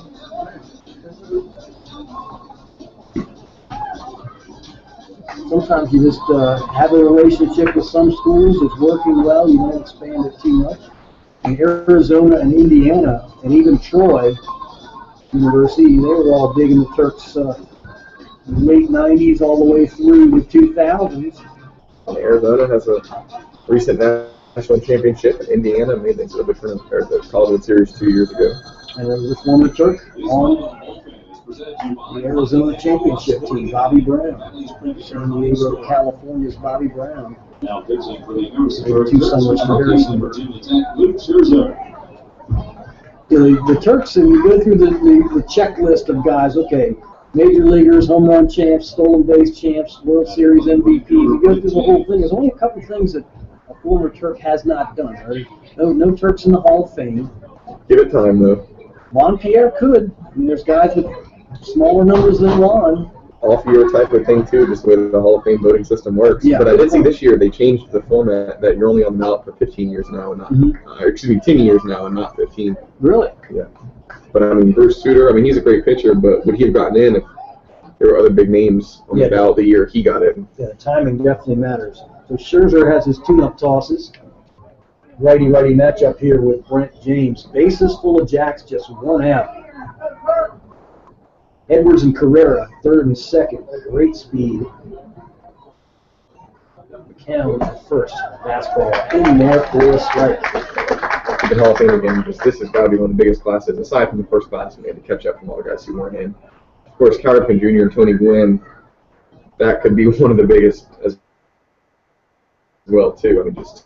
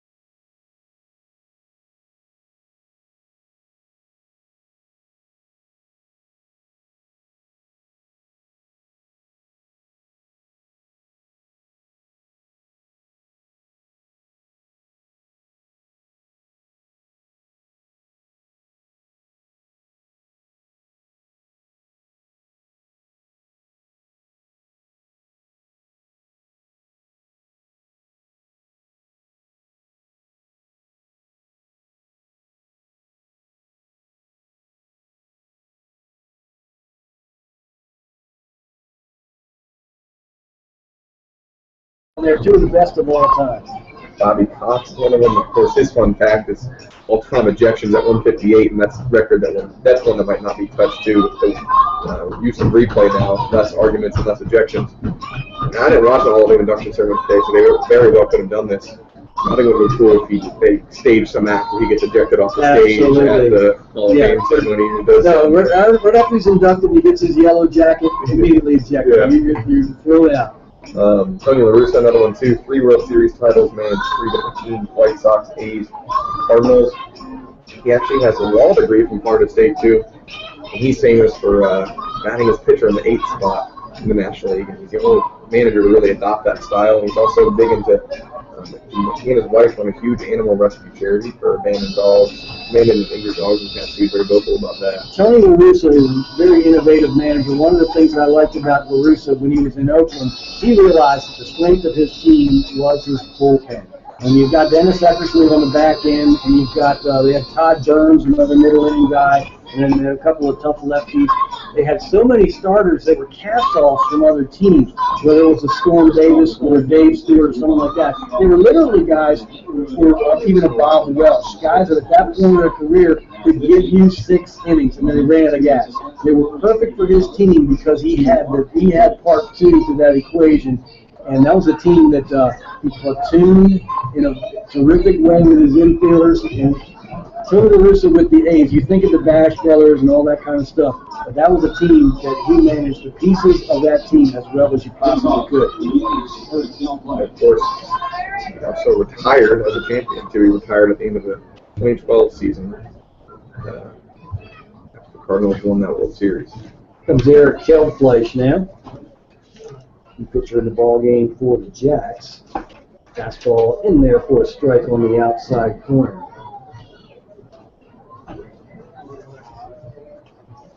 At the end of the 2011 season.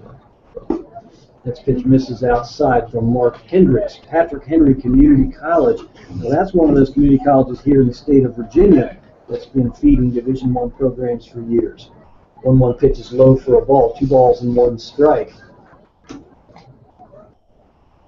A friend of mine I played high school baseball with, Craig Wilson. He's a guy that went to Anne Arundel Community College.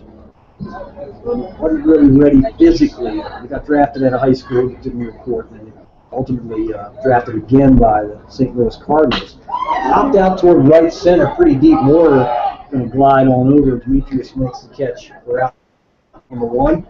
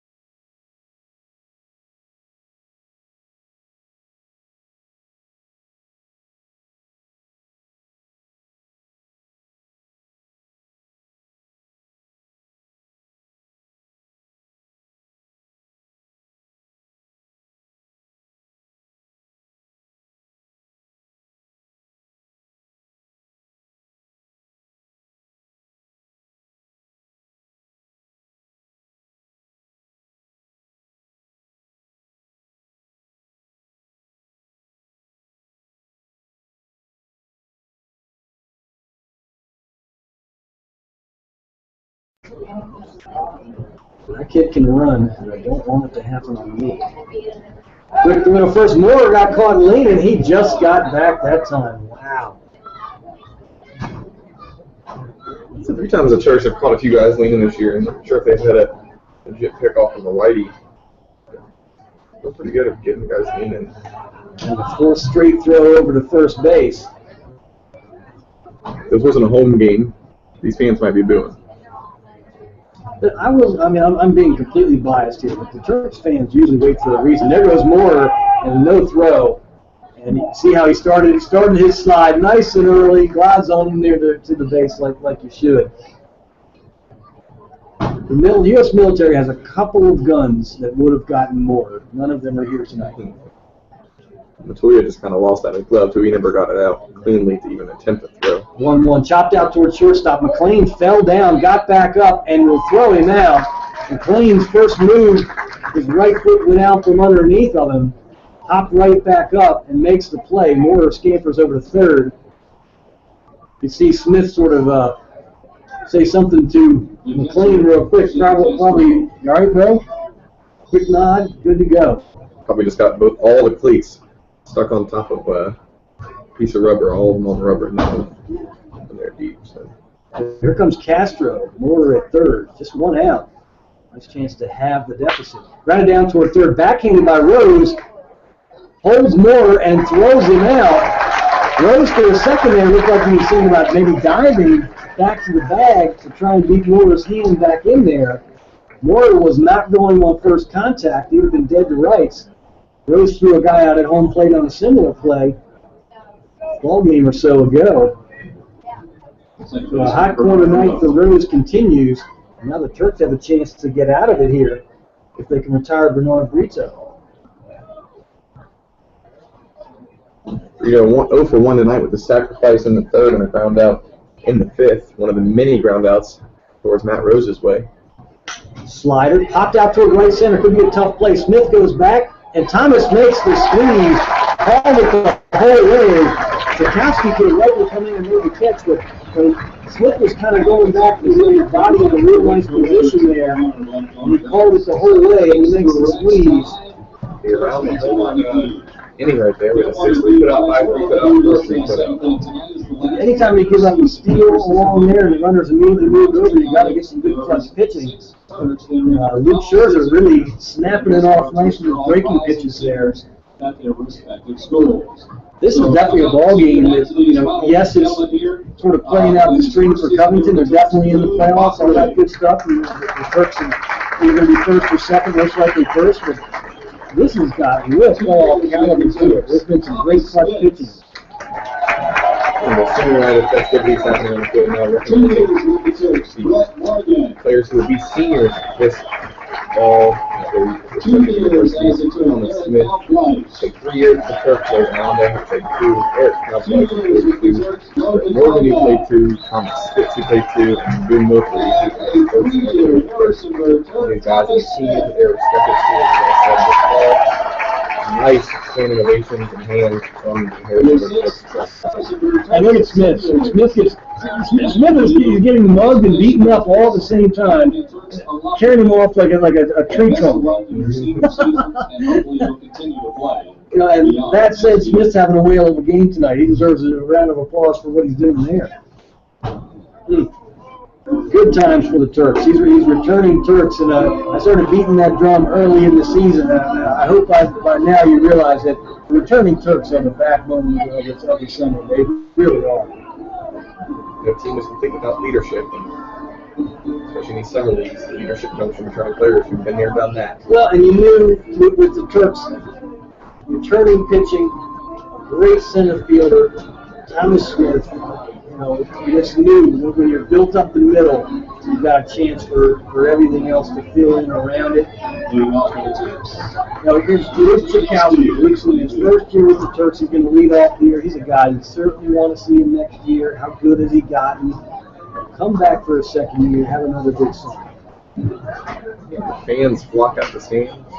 Grounded out towards shortstop. Herrera up with it. Oh, and does he get rid of it quickly? He retires. Lukowski. Rain has started to fall. Really abruptly and really hard, too. No one's expecting to see Bills here. Very quickly. 2-0 Turks. We're in the bottom of the 8th. The bottom of 7. Oh, here comes the big drops now. We'll get your attention. Hendricks deals high and tight. McLean just sort of moved the chin out of the way. And the Jacks have they've had a heck of a season involving the weather, just including the Turks games. 1-0 pitch. This one nearly hits McLean. 2 balls and no strikes. I wonder if the umpire needs to call the game here. I mean, it's coming down hard, and that one slipped out of his hand.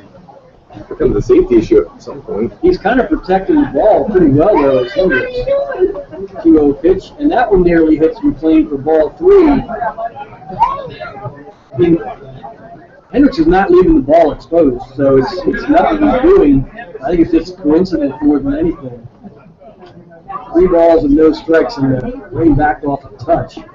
Fastball right down the pipe, 3 balls and 1 strike. Of course, we always get a nice crowd right below us when it rains because there's a little bit of shelter right in front of the press box. Certainly because it can't be because they want to hear the broadcast. Ball forward to McLean, he's going to walk down to first. That'll get us back to the top of the order for Smith. Backed off to just a shower, not a torrent now.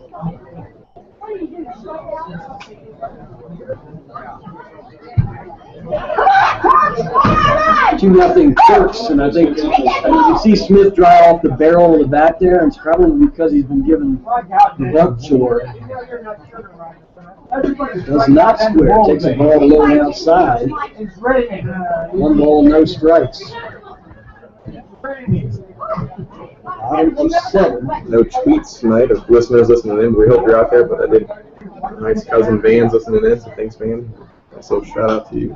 Pop foul, right side out of play. Probably going to get on some of those fans who are in the exit stage left. I think a lot of our listeners are the parents who are the parents in town this weekend, too. Of course, McLean's are big listeners. The Joneses are big listeners. We saw the Parr families in town. 1 pitch, pop foul, right side. 1 ball, 2 strikes. 1 out, bottom of 7. Rain is coming out of the south, sweeping up the valley. 1-2 pitch. Must have been low. Had a lot of the plate there with the breaking ball from Hendricks. Yeah, they're going to stay. Hey, Shirley. All right, he's going to Someone walked, he's at first. Thomas Spitz on deck at first. Chop down, third base side. You don't want to see that. No. We definitely have a lot of Georgia Tech random rec guys to watch coming up next year. We want to see how far that team can go. So many former Turks on there. 2-2 pitch, defensive swing lined off right side. And Joe, it's an understatement to say Smith does not give at-bats away. No, he does not.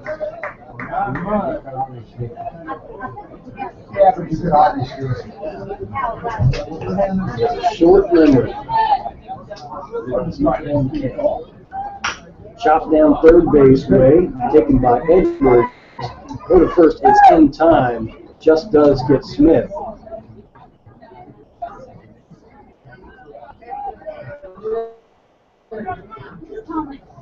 So 2 outs now, McLean at second. And here comes Thomas Spitz.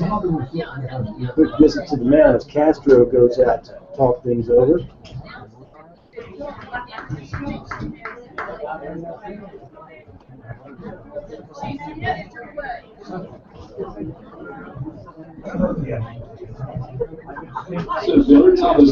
Behind the dish now. Spitz is 2 for 3 with a run batted in.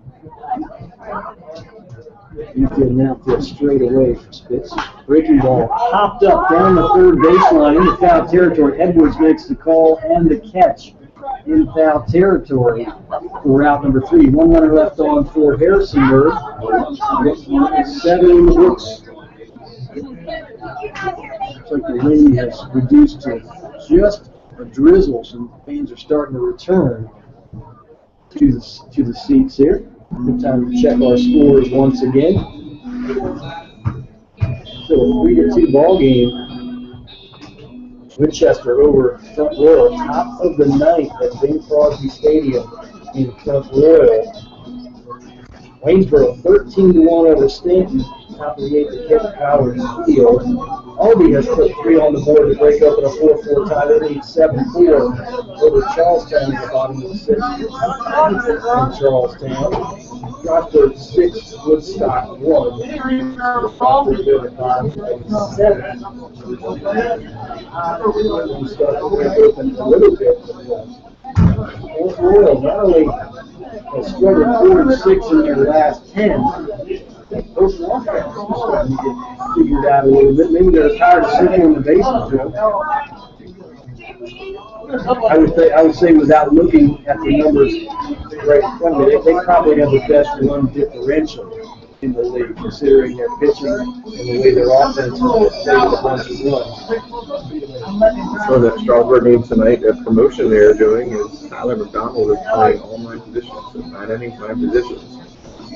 I'm not sure the order they're going to do that, but I've seen a few minor league teams do that to put a few fans in the seats. Of course, Brian Reese has been on broadcast a few times. That's one of his teams, so he's down there to do a nice story on that situation. Yeah, depending on who we get in the playoffs, see if we can have Brian on or have an interview with Brian.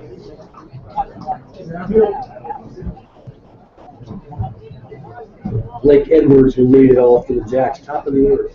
Scherzer deals, trying to right back to Scherzer. He takes it on one hop. Underhands, Nichols makes the catch there at first base. Really smoked. And, you know, have the Turks infielders shown you some hands here tonight? Yes. Still kind of a difficult play for Nichols. It was a hard toss to Scherzer that wasn't Nichols, and he just scooped it with ease. Scherzer definitely didn't get that to him where he wanted to. So it was his hands. All 4 of the Turks infielders and the pitchers have shown some great hands.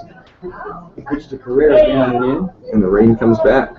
Carrera from the left side this time with a righty throwing, so the 5'2" switch hitter, 331 coming in. Down and in, 2 balls and no strikes. We can get the triple Doppler Joe radar up there. What's it looking like as far as prognosis moving forward? 2-0 ground in the left field for a base hit.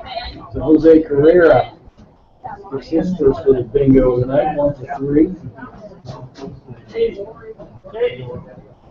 And Carrera, he's a guy that'll run. He's a guy that'll get his steals along the way. It's pretty big, that second run. You don't want to take the bat to Matt O'Neill's hands here. 6 long balls for O'Neill, and he can tie this one up with a sweep.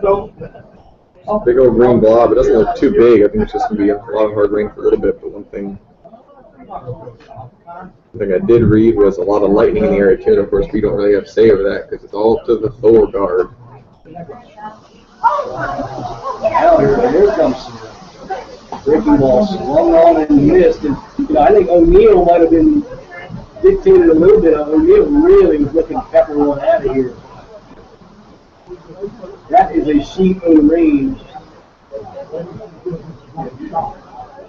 0-2 pitch. Hit in the left field for a base knock. Good swing by O'Neill. Carrera around second. He'll stop there. A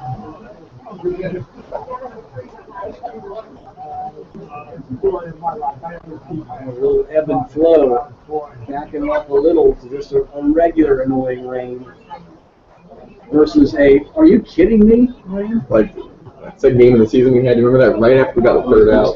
The storm that threw in Strasburg's field and all that. The faucet. Absolutely. I mean, it may have been the hardest rain I've ever seen.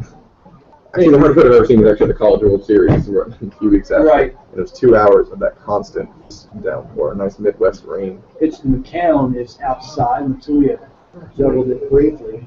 1 out, 2 runners on for Covington again. The Jacks have 6 hits in the game, but a couple of walks from Ben Parr.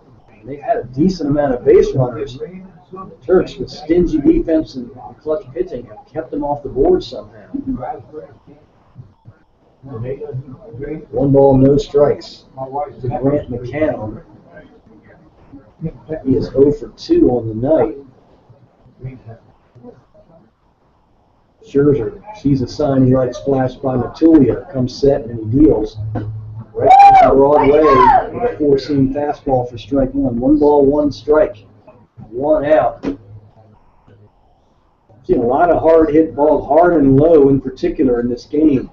And now with a wet turf, the last couple have gone into left field by the Jacks. 1-1 pitch from Scherzer. Breaking balls, foul, third base line. Really surrounded that one, foul by 4 or 5 feet outside the bag at third. It's 1 ball, 2 strikes. Scherzer, much like several of the Turks, whether it's Morgan or Anda, Castellanos, the righties, when that second strike goes up on the board, they seem to have another speed to the next offer. Fastball, grounded right back to Scherzer. He's got it to McLean at second for 1. 1-6-3 double play.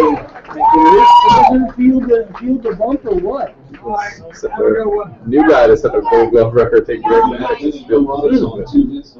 Good reaction to grab those pitches, those hits, to the outer. That's 2 inning double plays that ended big Covington threats and rallies. Nearly got Charlie Brown by both of those. Terrific defense by both clubs here tonight. Jose Carrera for Covington, everything you'd expect. Blake Edwards has been terrific at third base. Demetrius Moore in center. Thomas Smith. This has been a leather fest right here by both these teams. This is a 2-0 game with 13 hits that could easily be 5-4. Big time defense. When you look at these two teams, Joe, they're both very entertaining, full of prospects. These two clubs very full of prospects.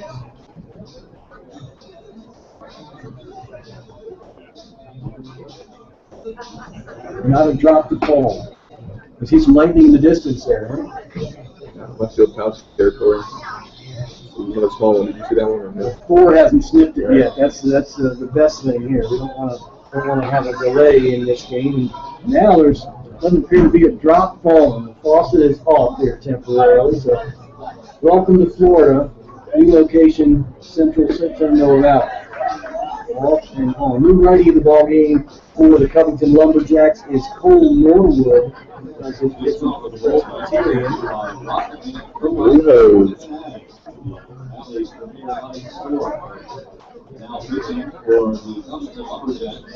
Norwood from straight out of Darlington, South Carolina. Good old Darlington. That means he did not take a crooked route to Covington straight out of Darlington. Yeah. Some drama within NASCAR because they took one of Darlington's races, right? Darlington's only 1 race in the season. But anyway, Norwood with this will be his 7th appearance, all out of relief, 0-1 record, 7.10 ERA, but he does have 2 saves. 4 strikeouts, no walks. Well, one thing about the other team's bullpens, the deeper the Turks have gotten into it, the better success they've had. So Daniel Nichols will lead it off for the Turks. Hard throwing righty on the hill, and Nichols is hitless. That's a formula for the reversal right there. Bottom of the night in Front Royal, still 3-2. Waynesboro's now up 13-1 over Stanton. So it's looking like we're in the lead here too, but it's looking like we're getting some help elsewhere on the league. First pitch to Nichols. Inside for a ball from Norwood. 1 ball and no strikes. Bottom of the 8th inning. Turks clinging to a 2-0 lead. Swung on a foul right there in the box. Got a piece of his front foot. Did Nichols, his right foot. 1 ball, 1 strike. Coach Weiss kind of looks down and scratches his head. Seen too many injuries this season. Things like that. McLean, Spitz. I think Barr had one too at some point. And McLean times 5. McLean was he had the week from hell. Every time he turned around, he was either getting in a clumsy spot in the field or fouling the ball off his foot. He was a walking bruise to the point of needing a couple days off, and it was well needed. And what do? You move your steady Eddie Thomas Smith to shortstop, and you keep on keeping on. 1-1 pitch to Nichols. Breaking ball in there for a strike. Great looking snap off from Cole Norwood. 1 ball and 2 strikes to Nichols. Norwood deals way outside of the ball. 2-2. Final in Front Royal. Winchester Royals win that one. So Front Royal is out of contention for the regular season pennant now. But if both these scores hold in Waynesboro and here, it's all Turks. Fastball missed outside. About 4 inches outside there. 3-2 to Nichols.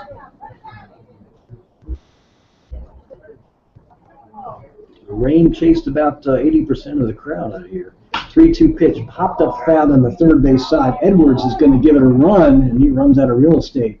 Good hustle there by Blake Edwards. Bring it out, Daniel. 3 balls and 2 strikes. I'm a sucker for good baseball, even when the other guys show you what they're made of. And, we've seen some very good baseball from the Turks and the opponents. Good hustle, good defense, good scrappy at-bats. 3-2, chopped out towards shortstop. Carrera's got it on the second base side, and he throws out Nichols. So Nichols fought it back to 3-2. The grounds out to Carrera for out number 1. We've got Matt Rose. For a low-scoring night, the only 2 Turks not reach base in any capacity are Jesse Baker and Mitchell Matuya. So they get 7 of 9 guys on base. It'll be a walk, hit by pitch, or a hit. And just a 2-0 ball game is pretty darn good. Again, Rose or Kelpfleisch will need to reach for those guys to come back to the plate. Fastball splits the plate for strike 1 to Rose. No balls and 1 strike. Logan Jones in the on-deck circle. He'll swing for Kelpfleisch. Slider sweeps outside. 1 ball, 1 strike to Matt Rose. Rose exited early last night, so I think Coach Weiss kind of managing the at-bats, trying to get some guys some playing time or a little bit of rest. Another breaking ball stayed outside. Rose showing some good discipline. Those are a couple of pretty good pitches. 2 balls and 1 strike to Matt. Fastball, strong one and missed. 2-2. 1 out, nobody on. And rain certainly cooled things down.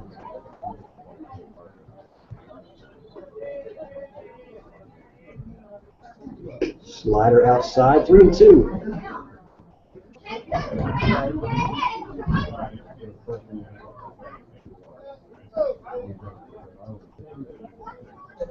Payoff pitch to Rose. Low for a ball. Nice at bat. So Rose will head down to first with 1 out. Here comes Logan Jones. And Logan's number is pretty easy to remember. I think he's 1 for 4, and that's that. Because he walked last night, right? He was the guy who came in for Matt Rose's batting order. Maybe some defensive shuffling, but I believe he worked a full count walk last night. So Stanton is down by 12 runs, but you're saying they're still mathematically alive to Yes, mathematically alive. Okay. I thought it was just Front Royal mathematically alive. Stanton and Front Royal were tied at the start of this game because of Stanton's 15-1 win this afternoon. Fastball missed outside to Jones, the right-handed hitter. With Winchester winning too, and I guess Aldi has the lead now, but Winchester's put up a fight to get that 8th and final spot into the playoffs. The 8th spot won the league, won the championship last year. Breaking ball missed outside. There's some lightning in the distance to the north.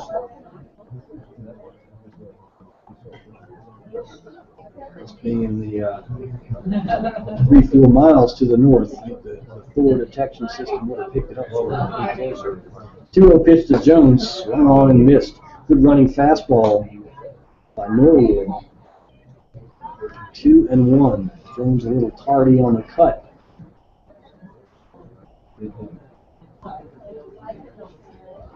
Infield and outfield straight away on defense for Covington. Fastball low and outside, so 3-1. Jones has worked a 2-0 and a 3-1. Jesse Baker on deck for Harrisonburg. Turks could use an insurance run. Covington's been knocking on the door the last several innings. 3-1, hit hard and foul, right side, out of play, over to the softball diamond. 3-2.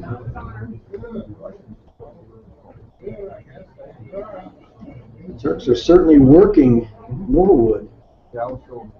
Each hitter's going 3-2. Pitch to Jones, outside for a ball. Don't use the strike zone. You're going to throw him some balls. He'll take the walk.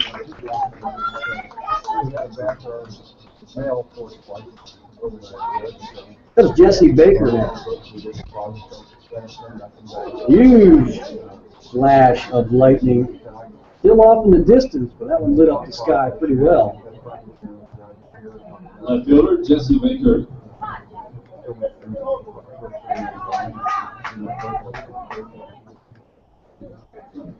Rose at second, Jones at first, and Baker at the plate. They've made it easy for us on the names this season. Slider swung on and missed. Good pitch there by Norwood.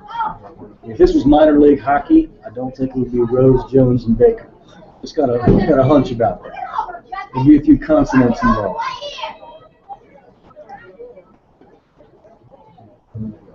The 1 pitch way outside, 1-1.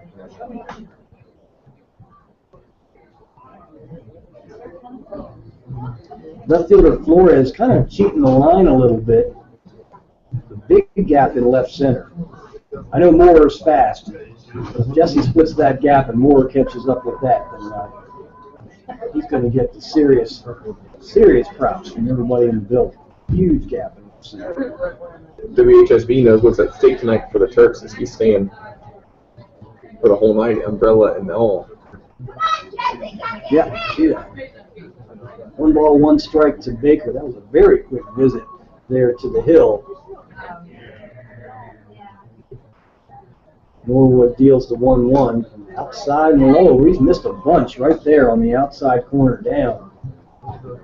2 balls and 1 strike.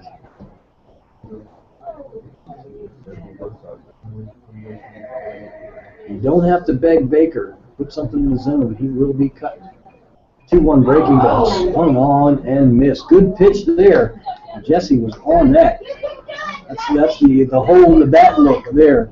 He had a healthy cut of that. A light rain starting again. Straight down. History's been telling us it's about a pour in 2 minutes out of nowhere. 2 balls, 2 strikes. 1 out, 2 runners on for the Turks. Norwood deals. Hit hard and foul on the ground right side. Good job by Baker to score a nice pitch. Woodstock is making a comeback too. Now it's 8-7 ball game in Strasburg. Wasn't that game just 8-1? Yes, and Waynesboro has defeated Stanton, and it is official mathematically. The Turks are your 2014 pennant winner. 2-2 pitch swung on and missed. Sweeping slider, and Baker chases it for out number 2. Cole Norwood, very persistent, throwing that slider on the outside edge. Flash of lightning gets a low and a hello from Thor. The lightning detection system. Coach Weiss coming in saying, call it, guys. Call it, get out of here. Or one of our favorite Nordic gods checking in to say hello. The lightning detection system known as Thor. It's an acronym for something. The T is probably thunder. So we're going to have a break here. Turks on top 2-0. Couple of runners on. 2 outs here in the bottom of the 8th inning. So everyone will need to clear the stands. The rain cleared most of them earlier. You need to get either in your vehicle or inside some kind of structure. So we're going to have an interruption here. We'll step out for a quick break. But actually, it's a good time to talk scores because we just certainly had a comeback to talk about, and Stanton ends up taking the loss. The Turks are. How about that? Front Royal slipped to 4th place here. Jeez, Waynesboro winning and Front Royal losing. We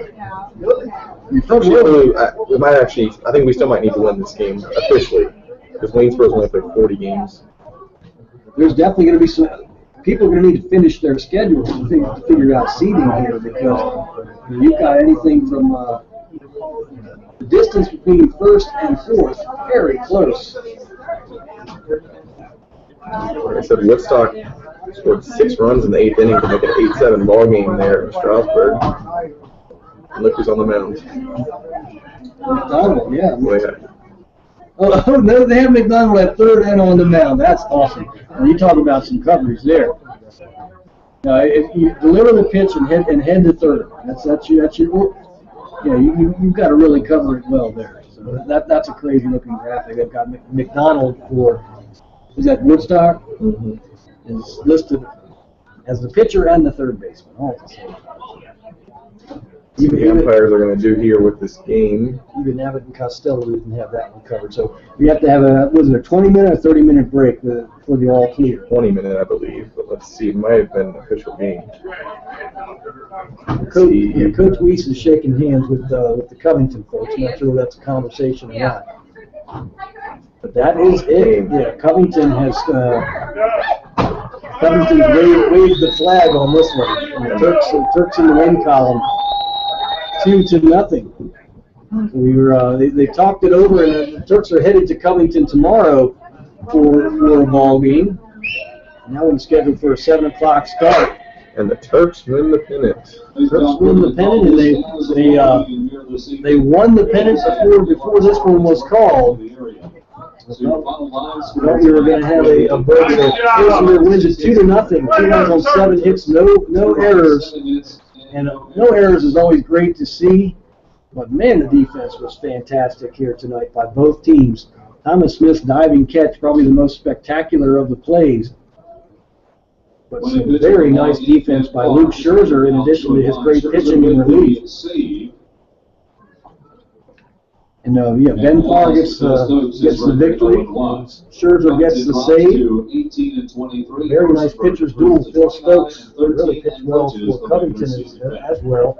And the Jacks are in the playoffs, and they're a team to be reckoned with. Will have the home field advantage throughout the playoffs, playing all odd-numbered games in the series. Quarterfinals Kurt Dudley voicing the Turks, giving the rundown here to the fans that remain. Now, the bad part is that most of the fans left here because of Thor not knowing the game has been called. Hopefully they can still listen to the sound of Kurt's voice to hear that the Turks are not only the pennant winners, but they've won this game here as well. So 29-13 for Harrisonburg. They're going to go to Covington tomorrow with a chance to get 30 wins. And I think that a lot of these teams are going to need to finish their games. So who's going to be facing off against whom has not been determined yet for a lot of the Valley League teams. And there's going to certainly need to be some of these Sunday, Monday games that get played.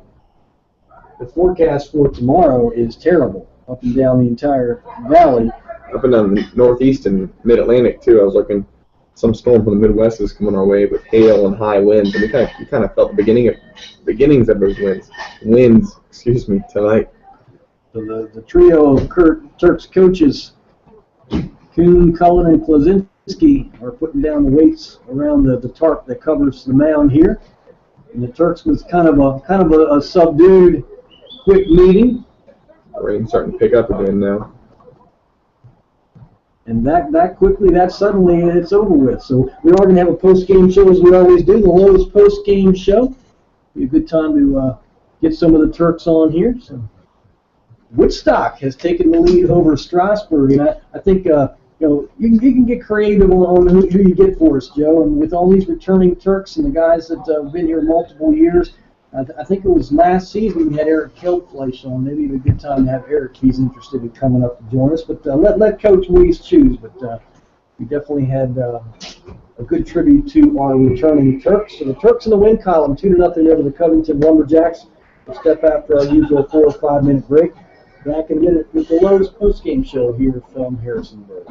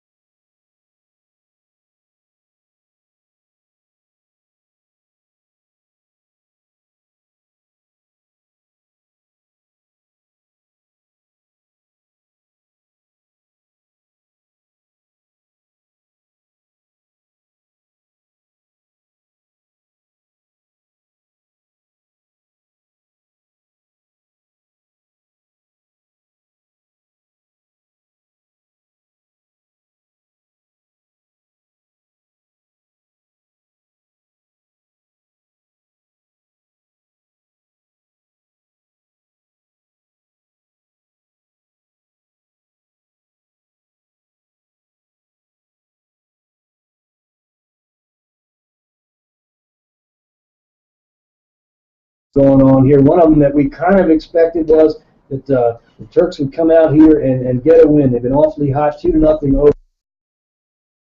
Brings it to an end here in the 8th inning. A terrific Turks ball game, and Coach, both the Jacks and the Turks played some incredible defense here. Oh, they played a great game tonight. They really came out and tried to win the game. They hit several balls that were really, really hard with a couple men on, but Matt Rose made 3 beautiful plays at third base tonight. Shortstop made a nice play. Thomas Smith turned a beautiful double play. Yeah, that double play was fantastic. One of the hardest 4.63s, major league caliber turn there in the middle, and a layout line drive caught with 2 runners on by Thomas. And when you had your returning Turks already going to be honored tonight, he was already going to get a standing ovation for that. But man, was he sticky in the field tonight. Oh, Thomas Smith is one of the best baseball players in the Valley Baseball League. I've said it forever. It's a shame that Thomas played first base for Georgia Tech last year. They didn't have a first baseman. He moved from second to first. And I honestly believe that if he had stayed at second base the whole year, that Thomas would have gotten drafted very, very high. He's a very, very good ball player. He's a sleeper. He's one of those guys like a David Eckstein who's a sleeper who is going to get a chance to play pro baseball, and he will play pro baseball, and he'll play a long time. Well, he just does so many things right. He has great at-bat after at-bat, and we're beating it to death, but I want people to understand that you don't always need to be the fastest guy, the big home run hitter. You can be a get-the-job-done guy over and over and over and make your way through the minor leagues. So many guys have. But crazy doings as far as other ball games in the Valley League. Woodstock came all the way back. They trailed 8-1 at Strasburg, and on the road, the Bandits, fighting for a playoff spot, scored 8 unanswered runs before the weather has delayed that game as well. So that is obviously going to have to be finished. Well, it will be the home finished, team. but I really don't think Woodstock can catch either Strasburg or Aldi. I really don't. They're down just too far. There's only a couple games remaining. And Aldi would have to. They'd have to go to sleep. Yeah. Aldi would have to give up a big rally to the Cannons. Right. So they're going to hold on to that spot. Now Covington in the 7-hole. They're a tough out. They're a team that whoever gets Covington in the first round, you better bring your A game because they can beat you. Yes, they can. I told that to the guys tonight. You'll have to play to beat these guys. They play hard. Their center fielder is a tremendous ball player. The shortstop is a great ball player. Yes. They bring it to the park every night to play. Yeah, little Jose. Hey, the ball does not spend long in his glove. Does he get rid of it quick or what? Yes, he does. Jose's about, I'd say, 4 feet 8 inches tall, and he's a switch hitter. But I tell you, he plays like a guy 6'3", 6'4". Every time I watch him play, my heart goes out for him. It's a shame the kid's not, 5'11", 6 feet tall, because he is a tremendous ball player. Definitely is. And well, the standings have been absolutely shaken up here. The Turks, you clinch and get the pennant, and I know I'm the last to congratulate you, but this is a team this year that really struggled defensively to start. You had a lot of pitchers suddenly a no-show before the season began. And, that was the hand you were dealt. You shuffled it up. You're a card player by nature, and you got to play the hand you're dealt. And I think you've done a heck of a job guiding this team to 29-13. Well, I appreciate that, Dave. I really do. In previous years, we've had guys that could really run. Last year, we stole rated 100 bases during the league season. This year, I think we had like 23. It's been a different ball club altogether. We've hit, I think, 22 or 23. So I don't know how many we hit last year. 17 last year, yeah. But we just had a different ball club. Good this year. It was good last year. We've been good for the last 4 or 5 years. I think we've won the pennant the last 3 out of 4 years, and we won the Valley League Championship in 2012. So the coaches that are sending me the ball players, that's the one I need to say thank you to, because when you get kids from Georgia Tech, Wake Forest, Duke, and Georgia, and all those places, you're getting quality ball players. And I'd just like to say thank those coaches. Yeah, and you get guys who've seen good pitching and have pitched against good hitters and all that type of stuff. And while you do dip down into Division II, when you go to Wingate and take some of their best players, you get guys that are Division I caliber players. So when that's the only step down. And here late in the season, Thomas Spitz had kind of been struggling. Well, the last 2 nights he absolutely turned that around. Yeah. Thomas Spitz can play on any D1 club in the country. I mean, he runs, he hits, he throws, he does it all. He will play pro baseball next year. He'll get drafted. Definitely will. And I think getting kind of a strange noise in our the earpiece here. I think we might have lost our connection, but we're gonna let you go. And Coach, we'll be hosting a playoff game. We're not exactly sure what night it's going to start. Regardless of what the games are finished, it does start Tuesday. Likely to be the Turks and Aldi. More than likely, would be the guess. So, and it sets up kind of well for the Turks. And I think you're probably going to have Castellanos throw. Ryan's going to start the first game, yes. Outstanding. And Boone Mulkery will probably throw the second game. Good deal. Well, thank you for joining us. And another pennant for the Turks and a playoff host in the first round. That's kind of all you can hope for. That's all you want. Yeah, absolutely. Yeah. Thanks a lot, Coach, for joining us here on the Lowe's Post Game Show. Harrisonburg wraps up the 2014 Valley League pennant. And there's a lot to shake out. There's some games to be played with position, but it looks like the 1 and the 8 are set. Harrisonburg will host the Aldi Senators. And the Turks have had some very close baseball games with Aldi until late in those games. They've broken open game after game after game against the Senators, both here and up in Aldi. The rain continues to fall here in Harrisonburg, but when the season began, Joe, I knew the Turks had a lot of players that had some talent. But when you looked at Front Royal and the way Waynesboro started at 12-1, and the Turks at 5-5, not catching anything, it was an uphill battle. And this team really kept its head up throughout the struggles defensively, got it going, pitching, and you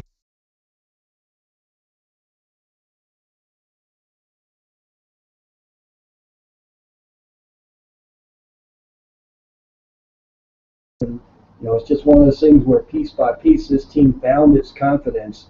29-13, and from 5-5, I'll tell you, I did not see this coming. And they're playing great baseball right now going into the playoffs. A lot of times you do see, the best team at the number 1 seed, the best record, but sometimes they kind of finish the season on a 5-5 run, winning 5 of their last 10. But the Turks are playing some of their best baseball right now. 5-game winning streak, won 9 of their last 10, and that's the best in the league right now. And so you have that coupled with being in first place and home field advantage throughout. Yeah, things is looking bright. Definitely is, and really, the pitching sets up quite well. The head count's not where we'd like it to be, but the guys we've got ready to go, you better bring the bats because they're ready to go. Yes, they are. Definitely are. I want to thank all of you for tuning in. Tuesday is going to be our next home game. It'll be playoff time here in the Valley League. A lot of other teams still have some games to play and shake it all out. But we'll see how that works out. Pay attention to the Valley League, and some of these seedings might not get figured out until Tuesday. So it'll be interesting for sure. Join us at 7:10 on Tuesday. Likely to be the Turks and the Aldi Senators. I don't think there's anything that's going to change that matchup. So we will have playoff baseball as the Turks try to put another trophy in the case, but they certainly have another pennant banner to hang 2014 pennant to the Harrisonburg Turks. For my partner, Joe Kirkendall, I'm Dave Norman. Have a good night, everybody.